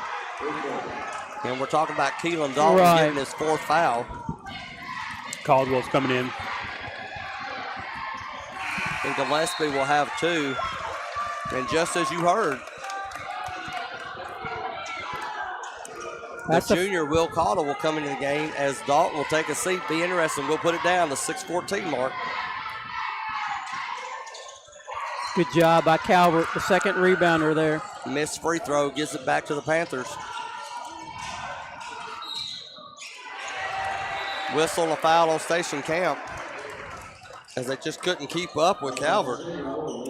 Yeah, next time out I don't know if these kids drink energy drinks or what, but they need to be drinking something. Just give me 6 minutes of all the energy you got here. Well, here's their opportunity. Coach John Ferguson calling a 30-second timeout with 6:06 to go. 42-34, Panthers lead by 8. Panthers have 3 team fouls already here in the fourth quarter. Station Camp with only 1. Again, you win tonight, you have that regular season district championship. You get to put that banner on the wall, but you also get the number 1 seed. You don't have to play until Saturday. You know, I don't see it as much. It doesn't seem like the players hydrate like they should. I don't know if you just build into it, you don't have to anymore. I don't know. The managers, they got some thirst right there taken care of, but I don't know. In the old days, it was a major, you have to do it. Interest and thought we'll get to here in the next stoppage in play as the inbounds is tipped back out by Station Camp. The big thing, Will hadn't got a lot of minutes in this kind of situation. Every pass he's got to act like someone's going to rip his arm off for it. Now they'll say Panthers have to inbounds from the corner. As Totten lobs it out front to Honeycutt. Back over to Calvert. Quickly into the lane. Stop short. Jumper. No good. And a rebound to Station Camp. Arrington will push it forward. Loses it. Dove on the ground by Ferguson. Gives it up to Calvert. Bounce pass up ahead to Totten. Pump fake. And he gets fouled. Great transition. Defense. Fast break for the Panthers as Totten to go to the free throw line. Yeah, Quentin did a good job because he was definitely outsides there. And he had 2 choices, spin it back around and set it up, or get the guy in the air and get a foul. And he got it in the air and the guy fouled him. Ferguson tipped the ball during Arrington's dribble. Arrington loses it. Ferguson dives on the floor, picks it up, gives it to Calvert. He gets up ahead to Totten. Totten misses the free throw. Got to hit these free throws down the stretch, guys. Absolutely have to. Totten, set, shoot, misses both. Cottle with the rebound. Will Cottle gives it up to Totten. Big rebound. Totten to Honeycutt at the elbow, back out front to Calvert. I thought Coach Ferg was going to use one of his patent timeouts and trouble calls. He's got 4 left. Totten takes a screen from Cottle, goes into the lane, jump shot, doesn't go in. And Station Camp now down by 8 with 5:20 to go. Baseline Gillespie misses a shot, and Cottle was there for that one. Cottle's got to remember he's got 0 fouls. Goaltending. Calvert gets fouled going downhill. He's got 0 fouls, so if you're in trouble there, just knock him through the wall. Let him on the free throw line. You got fouls to give. You know what I mean? Don't give a touch kind of and one stuff. Calvert leading the team in free throw percentage at 73%. And he shoots that one, and of course he misses it. This is for a district championship, guys. We got to hit the free throws. That's 3 in a row we've missed in the fourth quarter. Calvert, dribble, spin, set, shoot. In and out. That's our ball. Cottle. And yes, Cottle had it. Station Camp tried to come take it away from him and ends up knocking it out. It'll stay with Portland. An extra possession for the Panthers. Bounce pass to Cottle from the inbounds out front to Calvert. Calvert takes a screen from Honeycutt, goes towards the baseline, takes a mid-range jumper, doesn't go in. Rebound goes to the Bison. Cottle again kept it alive, just didn't have any help anywhere.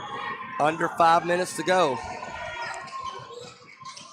Dribble picked up by Prince. Honeycutt is all on him. Gives it up to Johnson, back over to Waybright. Waybright guarded by Ferguson, and they'll call the hip check on Ferguson. He'll spend 2 minutes in the penalty box. That's the 4th team foul on the Panthers. 4:41 to go. Timeout on the court. Panthers lead by 8. You're listening to the Portland Sports Network. Smokey the Bear. Then you know why Smokey tells you when he sees you passing through. Remember, please be careful, it's the least that you can do. It's what you desire. Don't play with matches. Don't play with fire. After 80 years of learning his wildfire prevention tips, Smokey Bear lives within us all. Learn more at SmokeyBear.com. And remember, Only you can prevent wildfires. brought to you by the USDA Forest Service, your state forester, and the Ad Council. 4:41 to go in the 4th quarter. Only 3 points have been scored by both teams, and all that goes to Station Camp.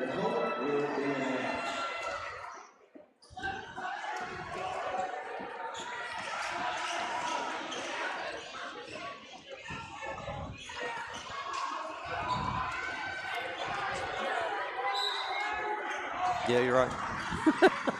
I guess. It don't matter. Yeah, you're right. 2 points scored by the Panthers. Struggling to see the game here. Yeah, there's Arrington. a lot of bodies in the way. Arrington goes baseline and he gets fouled by Ferguson. Don't get teed up.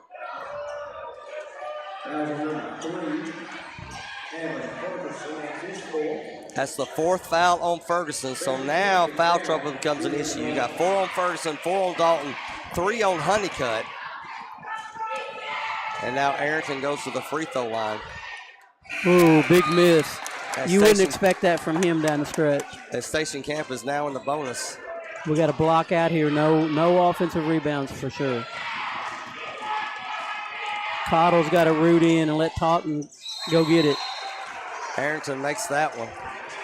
As Fowler will come in for Station Camp. Full court pressure by the Bison. It looks like it'll be man-to-man as they trap Brown. Give it up to Honeycutt. Back in the middle to Calvert, who gets bumped from behind. That's the 4th team foul on Station Camp. See, They that's had a one big, to give, but big more difference. impor- Go ahead, I'm sorry. Well, more important, I think that's number 4 on Fowler. That's a big difference between when you're a senior and when you're a freshman. When Calvert was a freshman, like all freshmen, that bump would have really affected him. He's gotten stronger. Nice pass. Sorry. Brown was underneath. Calvert catches him. Pump fake. Gets Station Camp up in the air. But when you're older, you can take the bump there, and it's definitely a foul called. When you're younger, the first contact knocks you down, so they don't call a foul. They just think you're just not man enough to take it.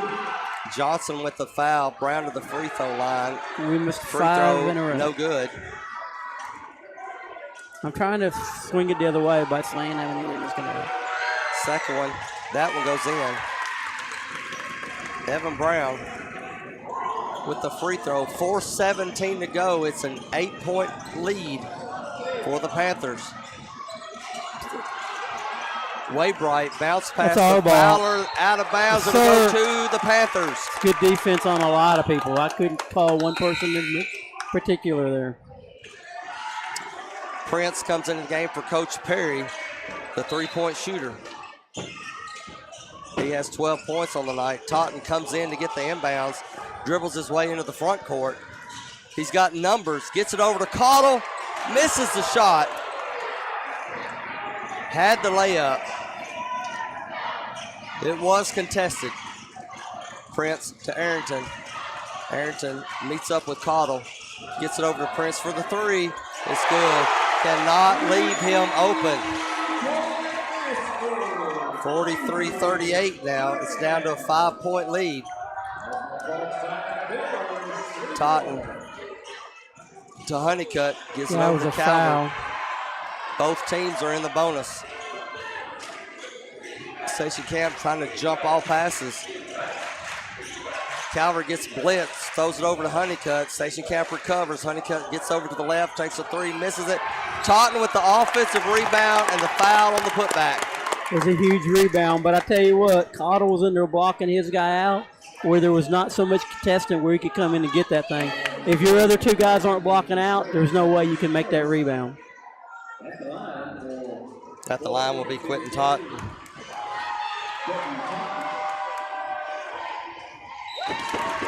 He gets the first one. Keelan Dalton's in. Last 3 minutes here. Totten gets set for the next free throw. Dribble, set, shoot. Good. Quentin Totten in the clutch. Back up to a 7-point lead for the Panthers with 3:08 to go. Clock is ticking ever so slowly. Arrington guarded by Brown. Fowler with the basketball. Dalton is on him. Keelan Dalton back in the game with his 4 fouls. Whistle and a foul called against Totten. You've got Evan Brown, Nate Honeycutt, Tristan Calvert, Quentin Totten, and Keelan Dalton in the game for Coach Ferguson. 7-point lead, but Station Cam at the free throw line trying to get points without the clock moving. Gillespie misses the first one. They haven't been drinking in their huddle either. I'm with you on that. I just don't know. Maybe I'm something's changed. I don't agree. know.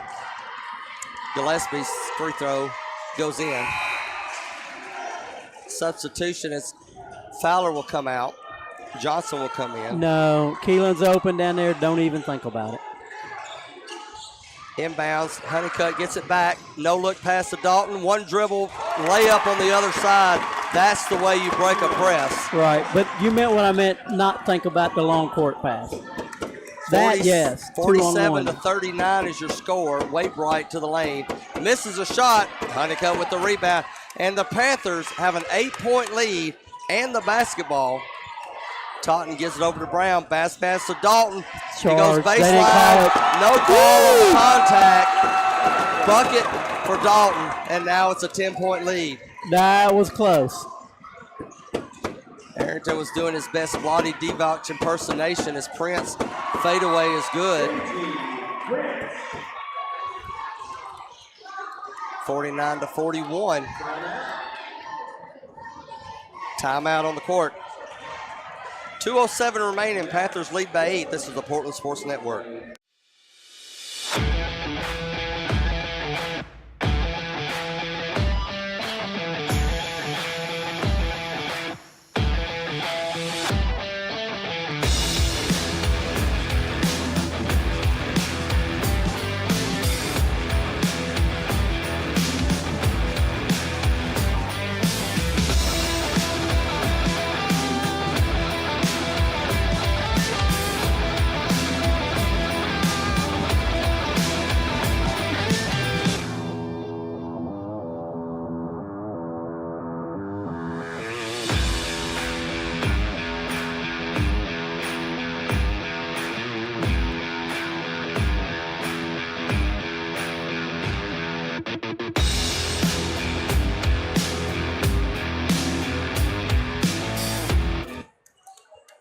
Lady Panthers win earlier tonight to secure their spot by getting a first-round bye. Panthers, with a win tonight, will get their first-round bye along with the district championship. They lose, they'll have to play Friday night, as it looks like Springfield will defeat White House. Totten down the lane, gets it stripped. Picked up by Station Cam. Arrington takes a three right away. Doesn't go in. Calvert with the rebound, but he's tied up. And possession arrow will go to the Panthers. I'm not sure what the crowd is. Yeah, they could have caught a foul instead of a jump ball. Yeah. Evan Brown spins out of the move, gives it to Dalton, and Dalton was going for the slam, gets it stripped again, but the Panthers keep possession. Brown, double teamed at midcourt, gives it up to Totten, 1:40 to go. Cross court to Honeycutt. He takes a 15-footer, gets fouled on the shot. I didn't like the shot, I'm sorry. 1:36 to go. Honeycutt to the line. An 8-point lead for the Panthers. One thing we got, I'm not saying don't score. Score. If they give you point blank, take point blank. Good job, Nate. Honeycutt. Shot is good. Because they're overplaying all our passes, so anything layup type, go for it.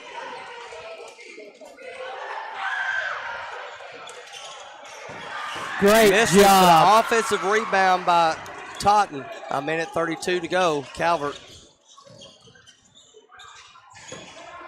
Honeycutt. Ball is tipped, stolen. Arrington gets fouled, makes the shot, and that was a terrible 10 seconds for the Panthers. An errant pass gets picked off. Arrington makes the layup and gets fouled. He'll go to the line for an and one.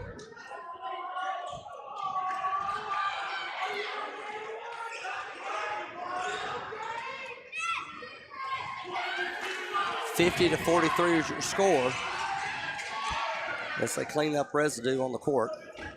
They don't have a mop anywhere. Man, everybody's making the wrong budget cuts nowadays. And they're taking money from your Social Security. Yeah. Arrington, set, shoots, gets it to go in finally. It's a 6-point lead for the Panthers. Quickly to the front door. Totten has numbers. Ball is loose, though, picked up by Station Camp. Spin move by Arrington, shoots a fadeaway at the baseline, no good, but the putback. And a timeout by Station Camp. Full timeout called as things have gone the wrong way for the Panthers. It is now 50-46, a 4-point lead. 3 timeouts Panthers have left, as does Station Camp.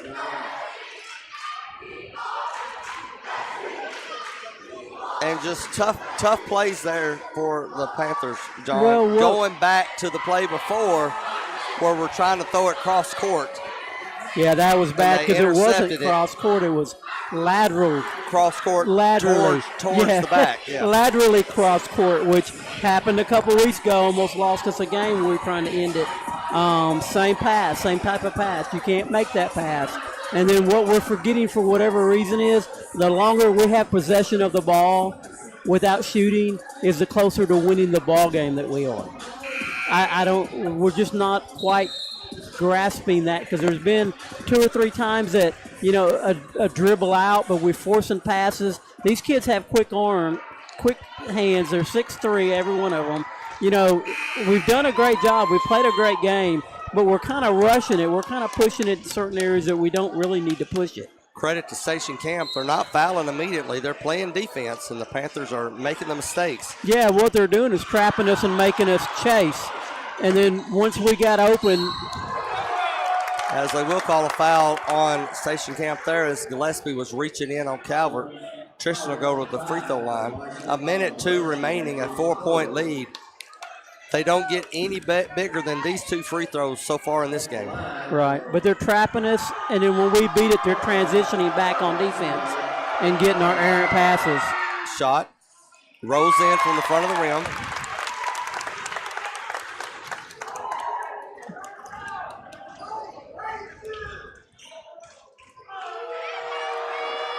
Calvert toes the line, spins, sets, shoots.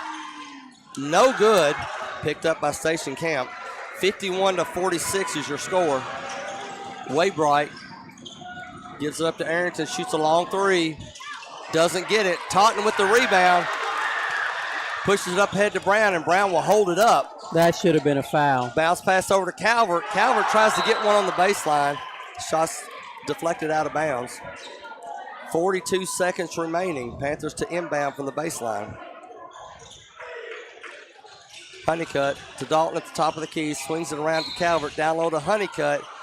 But they'll say he was fouled before the pass. I think they're calling it on Tristan Calvert's going to be on the line, I think. Right. Fouled before the pass.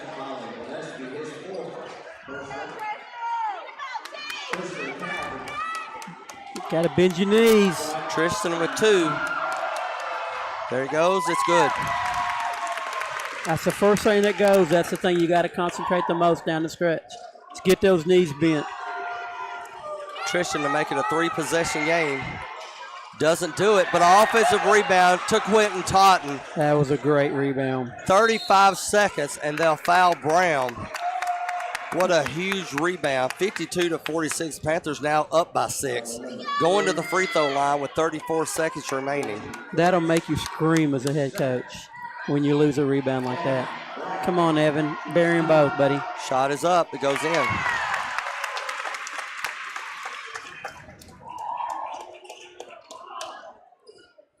Need them both. Brown with the second attempt.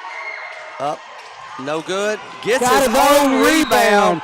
Gets a foul and makes the basket on the putback. And he'll go to the line for and one. And that could be considered the nail in the coffin. That's his only rebound tonight. He knifed through 4 station camp players to get a rebound there. Misses the free throw, but it doesn't matter. It's 55-46 now, a 9-point lead. 28 seconds to go. Station Camp has to hurry up. Totten knocks the pass out of bounds. You really just got to defend the 3, right, Coach? No, I just Okay, never mind. defend everything. You know what I mean? takes the 3 and makes it. You think more about what you're going to do now than what you're going to do defending the 3. So Arrington makes a 3. Station Camp quickly calls timeout. Cuts it to 6 with 21 seconds remaining. Game is not over just quite yet. And as we talked about earlier, looking up and seeing all the banners for boys basketball at Station Camp, district tournament champions in 24 and 25. Look at their regular season championships, 4 out of the last 5 years. Were you getting ready to say that? But great rebounds back to back. One by Totten, one by Brown, knifing in through.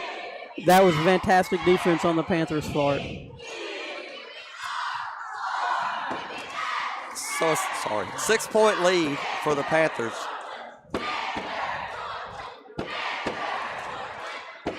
Got to get the ball out of bounds. So does it got timeouts on there? We've got 3 timeouts, right? Yeah. So we got to know we got them if we need them. You don't want to do any cross-court kind of pass laterally. If you can beat them with the home run, do so. But they're expecting you. A lot of times defenses set you up to do silly things, so we just got to double takes on them. It'll be Honeycutt, Totten, Calvert, Brown, and Dalton in the game, and they're all lined up. 4 receivers to the left. Only one goes out. Quentin curls around, gets the pass, gets fouled, and Totten will go to the free throw line. We got to hit these, period. 6 points is 2 shots. Very little time went off the clock. It's now 20.3 remaining. Bend your knees. Totten with 5 points on the night. As he gets ready for the free throw, it's up, it's short.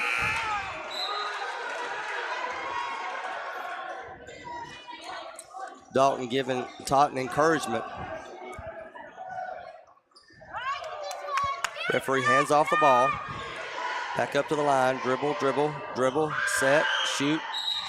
Doesn't go in, and they'll call a lane violation on the Panthers. So Station Camp. Totten will pick up full court. And they're going to call an offensive foul on Station. And you saw that one coming as Totten and Waybright were battling for position. Waybright pushes off, and they call the foul. 2 games in a row, Totten with some big defensive plays. And now they're not calling the foul. Evidently, they're calling ball out of bounds. No, it should have been a foul. Well, nobody's shooting free throws. Yeah, you're right. Dalton gets fouled getting the inbounds pass, so he will go to the free throw line.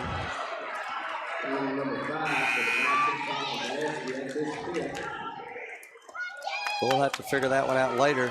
Doesn't matter. Dalton has a chance. Yeah, I'm glad we got the ball. To get back to a 3-possession game. Dalton with the shot. In and out, my goodness.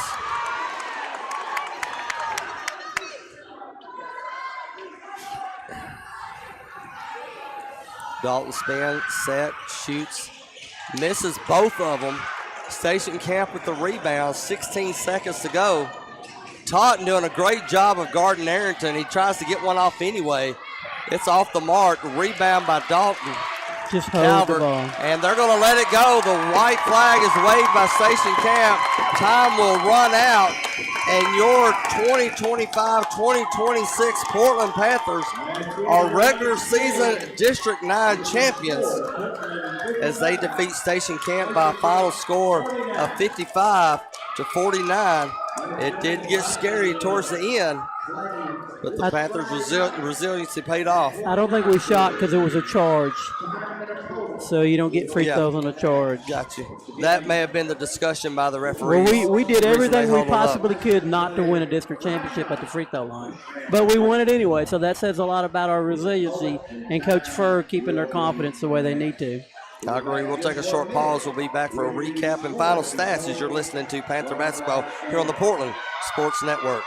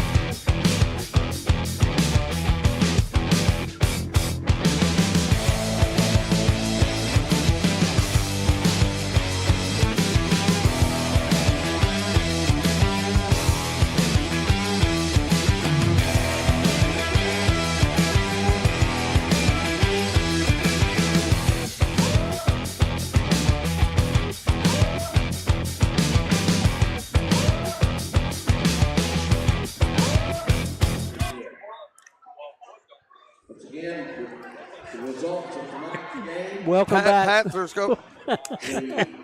I'm sorry, I thought you were discombobulated. Panthers go 2-0 tonight as the Lady Panthers were able to come out with a victory along with the Portland Panthers boys team. I am discombobulated. It'll be okay, but we do get 2 victories tonight. Lady Panthers will play Saturday afternoon, but looking back real quick, we'll go over the postseason for that one, but looking real quick on this one as Portland comes out with a victory 55-49 over Station Camp, a game that really wasn't over. We thought it was, but it wasn't over until the final buzzer sounded, as Portland has been doing so good from the free throw line the past 2 games and really did good the first 3 quarters and just had some issues there at the end. You got to think that fatigue played a factor in that, as it was just a brutal physical basketball game the whole way throughout. Yeah, district champion is all that matters. My big question is the hydration thing. It doesn't seem like we drink enough water on timeouts, but maybe I'm just old school. My kid hadn't played in 22 years of high school basketball, so things have changed. Maybe it has, but Well, and that being said, I was going to bring up we had assistant coach Alex Meadows on our show Saturday, and he mentioned off air. He said it's amazing, and towards the end of a basketball game when all 5 starters have played pretty much the whole second half, and they'll have a timeout. And he said nobody's out of breath. He said everybody's just talking to each other. You need to do this. I'm going to do this. And so this conditioning is just ridiculous, I guess, for this team. Anyway, I agree. I don't know. You know what? Don't give me. These guys aren't any more well conditioned than Coach Ferguson was when he played, or my son, or Corey Brewer. I don't know. I'm not dogging them. They're district championships. Hats off to them. I look down, I see things, and hydration is one thing that I'm a real big, keen deal on, that I really push it, and it's got to get done. And I don't know. Maybe someone can explain it to me that it's not important anymore. But that's something that we do need to work on if it is important moving forward, right? And it's not Coach Ferguson. He's coaching the dadgum game. He can't look around and see if anybody's having a drink of water. That's not his deal. And like I said, I'm harping on silly stuff, but, there's people at home that could see this, and they would wonder the same thing. There was just absolutely no doubt. But, hey, we got to work on our free throws. But we won a district championship, so I need to quit harping on the things we need to get better. But if our goal is to get to the state tournament, you can't go 18 for 36 at the free throw line, 7 for 20 in the fourth quarter, and win very many basketball games. That's absolutely correct. So that Coach Ferguson's going to go, hey, we're district champs, good for us. The only thing that gets us is not have to do a playing game and a 7:30 game at Saturday. But other than that, if our goal's beyond that, we better figure out if a hydration is an issue, let's fix that. But the free throws is definitely an issue, so we need to just get better. And I really think the free throws missing late is a hydration issue. I think we're getting tired, and we're losing a little deal there. So I just want to see us good. I'm a Panther fan. I said at the end of last year, we were going to have a good team this year. When someone told me we were preseason 5, I went through the roof. I couldn't believe that somebody would put us that low down, as many returning players as we had coming back. Yeah, currently top 10 in the state in Class 3A is these Portland Panthers. And there was a time in the past, this group of seniors, when they would hit adversity, when they would have a lead and they'd lose a lead, you pretty much was going to lose the game. And now it seems like there's no worry about that. Well, it's because they When it used to gets tight, shoot threes and just threes and threes and threes, and they're not all laid up with that. I mean, we made 0 3-pointers in the whole second half of the basketball game, and I think we only made 3 the whole game. And I don't know how many we tried in the second half. Well, not many, if because there was any at all. No, and that's the maturity. Is this group doesn't feel the need to shoot threes when they start getting behind. Last year, the minute the tide turned negative for us, we started heaving threes. And they don't do that anymore. They slow down. They drive the ball. They try to pick up fouls. I mean, obviously, some of these fouls late were on purpose. But, Keelan alone had 14 fouls shots in the third quarter. That wasn't on purpose. That's because they couldn't stop him. And our team knew, push the ball down into Keelan, let him score, or let him get foul calls on him. You know what I mean? Because when you get foul calls, good things are going to happen to you. I agree. So let's look at the boys' side first. So the Panthers, yes, they are district champs, 22-6 overall record. Amazing stat there. 8-2 as far as the district record. Springfield comes in second now after they defeated White House tonight in a big comeback victory for them. Ends up with number 2. Station Camp is the number 3 seed. Liberty Creek is number 4. White House, who started the district at 3-0, ended the district at 3-7. And they'll be number 5. Greenbrier, number 6. And what'll happen is Friday night, you'll have Liberty Creek versus White House. And then you'll also have Station Camp going up against Greenbrier. And your Panthers will play their first game 7:30 Saturday night, and they'll go up against the winner of Liberty Creek and White House, which we've defeated both of those teams twice in the regular season, but we know that doesn't matter in the postseason. we have with us our player of the game tonight, Keelan Dalton. Keelan, thanks for joining us. Glad to be here. Physical basketball game, wouldn't you say? For sure, yeah. It seemed like the refs were kind of letting a lot of things get away on both ends of the court. Did y'all guys kind of play that to your advantage and say if they're going to let us play this way, we're just going to be physical until they start calling it? Oh yeah, for sure. Because we didn't play physical at Portland. Right. So when I saw they was letting little stuff go, so I started to play a little bit more physical. How much does the student body section over there get in your head? Yo, I ain't gonna lie, bro. They was mad loud over there, bro. Mad loud, like insanely loud. But I didn't let it get to me too much. We had one mission, and it was to win. There you go. Regular season district championship. Is that something that you guys talk about during the regular season? I mean, kind of. Oh, yeah, it was for sure a goal. For sure a goal.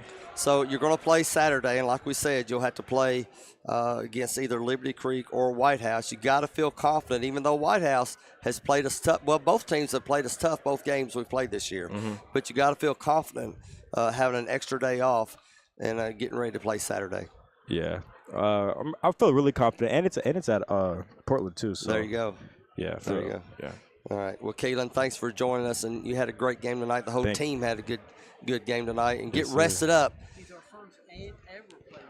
First ever player of the game. Yeah, we made that up just to get him on the radio. So good job, Keelan. Thanks for joining us. Thank you.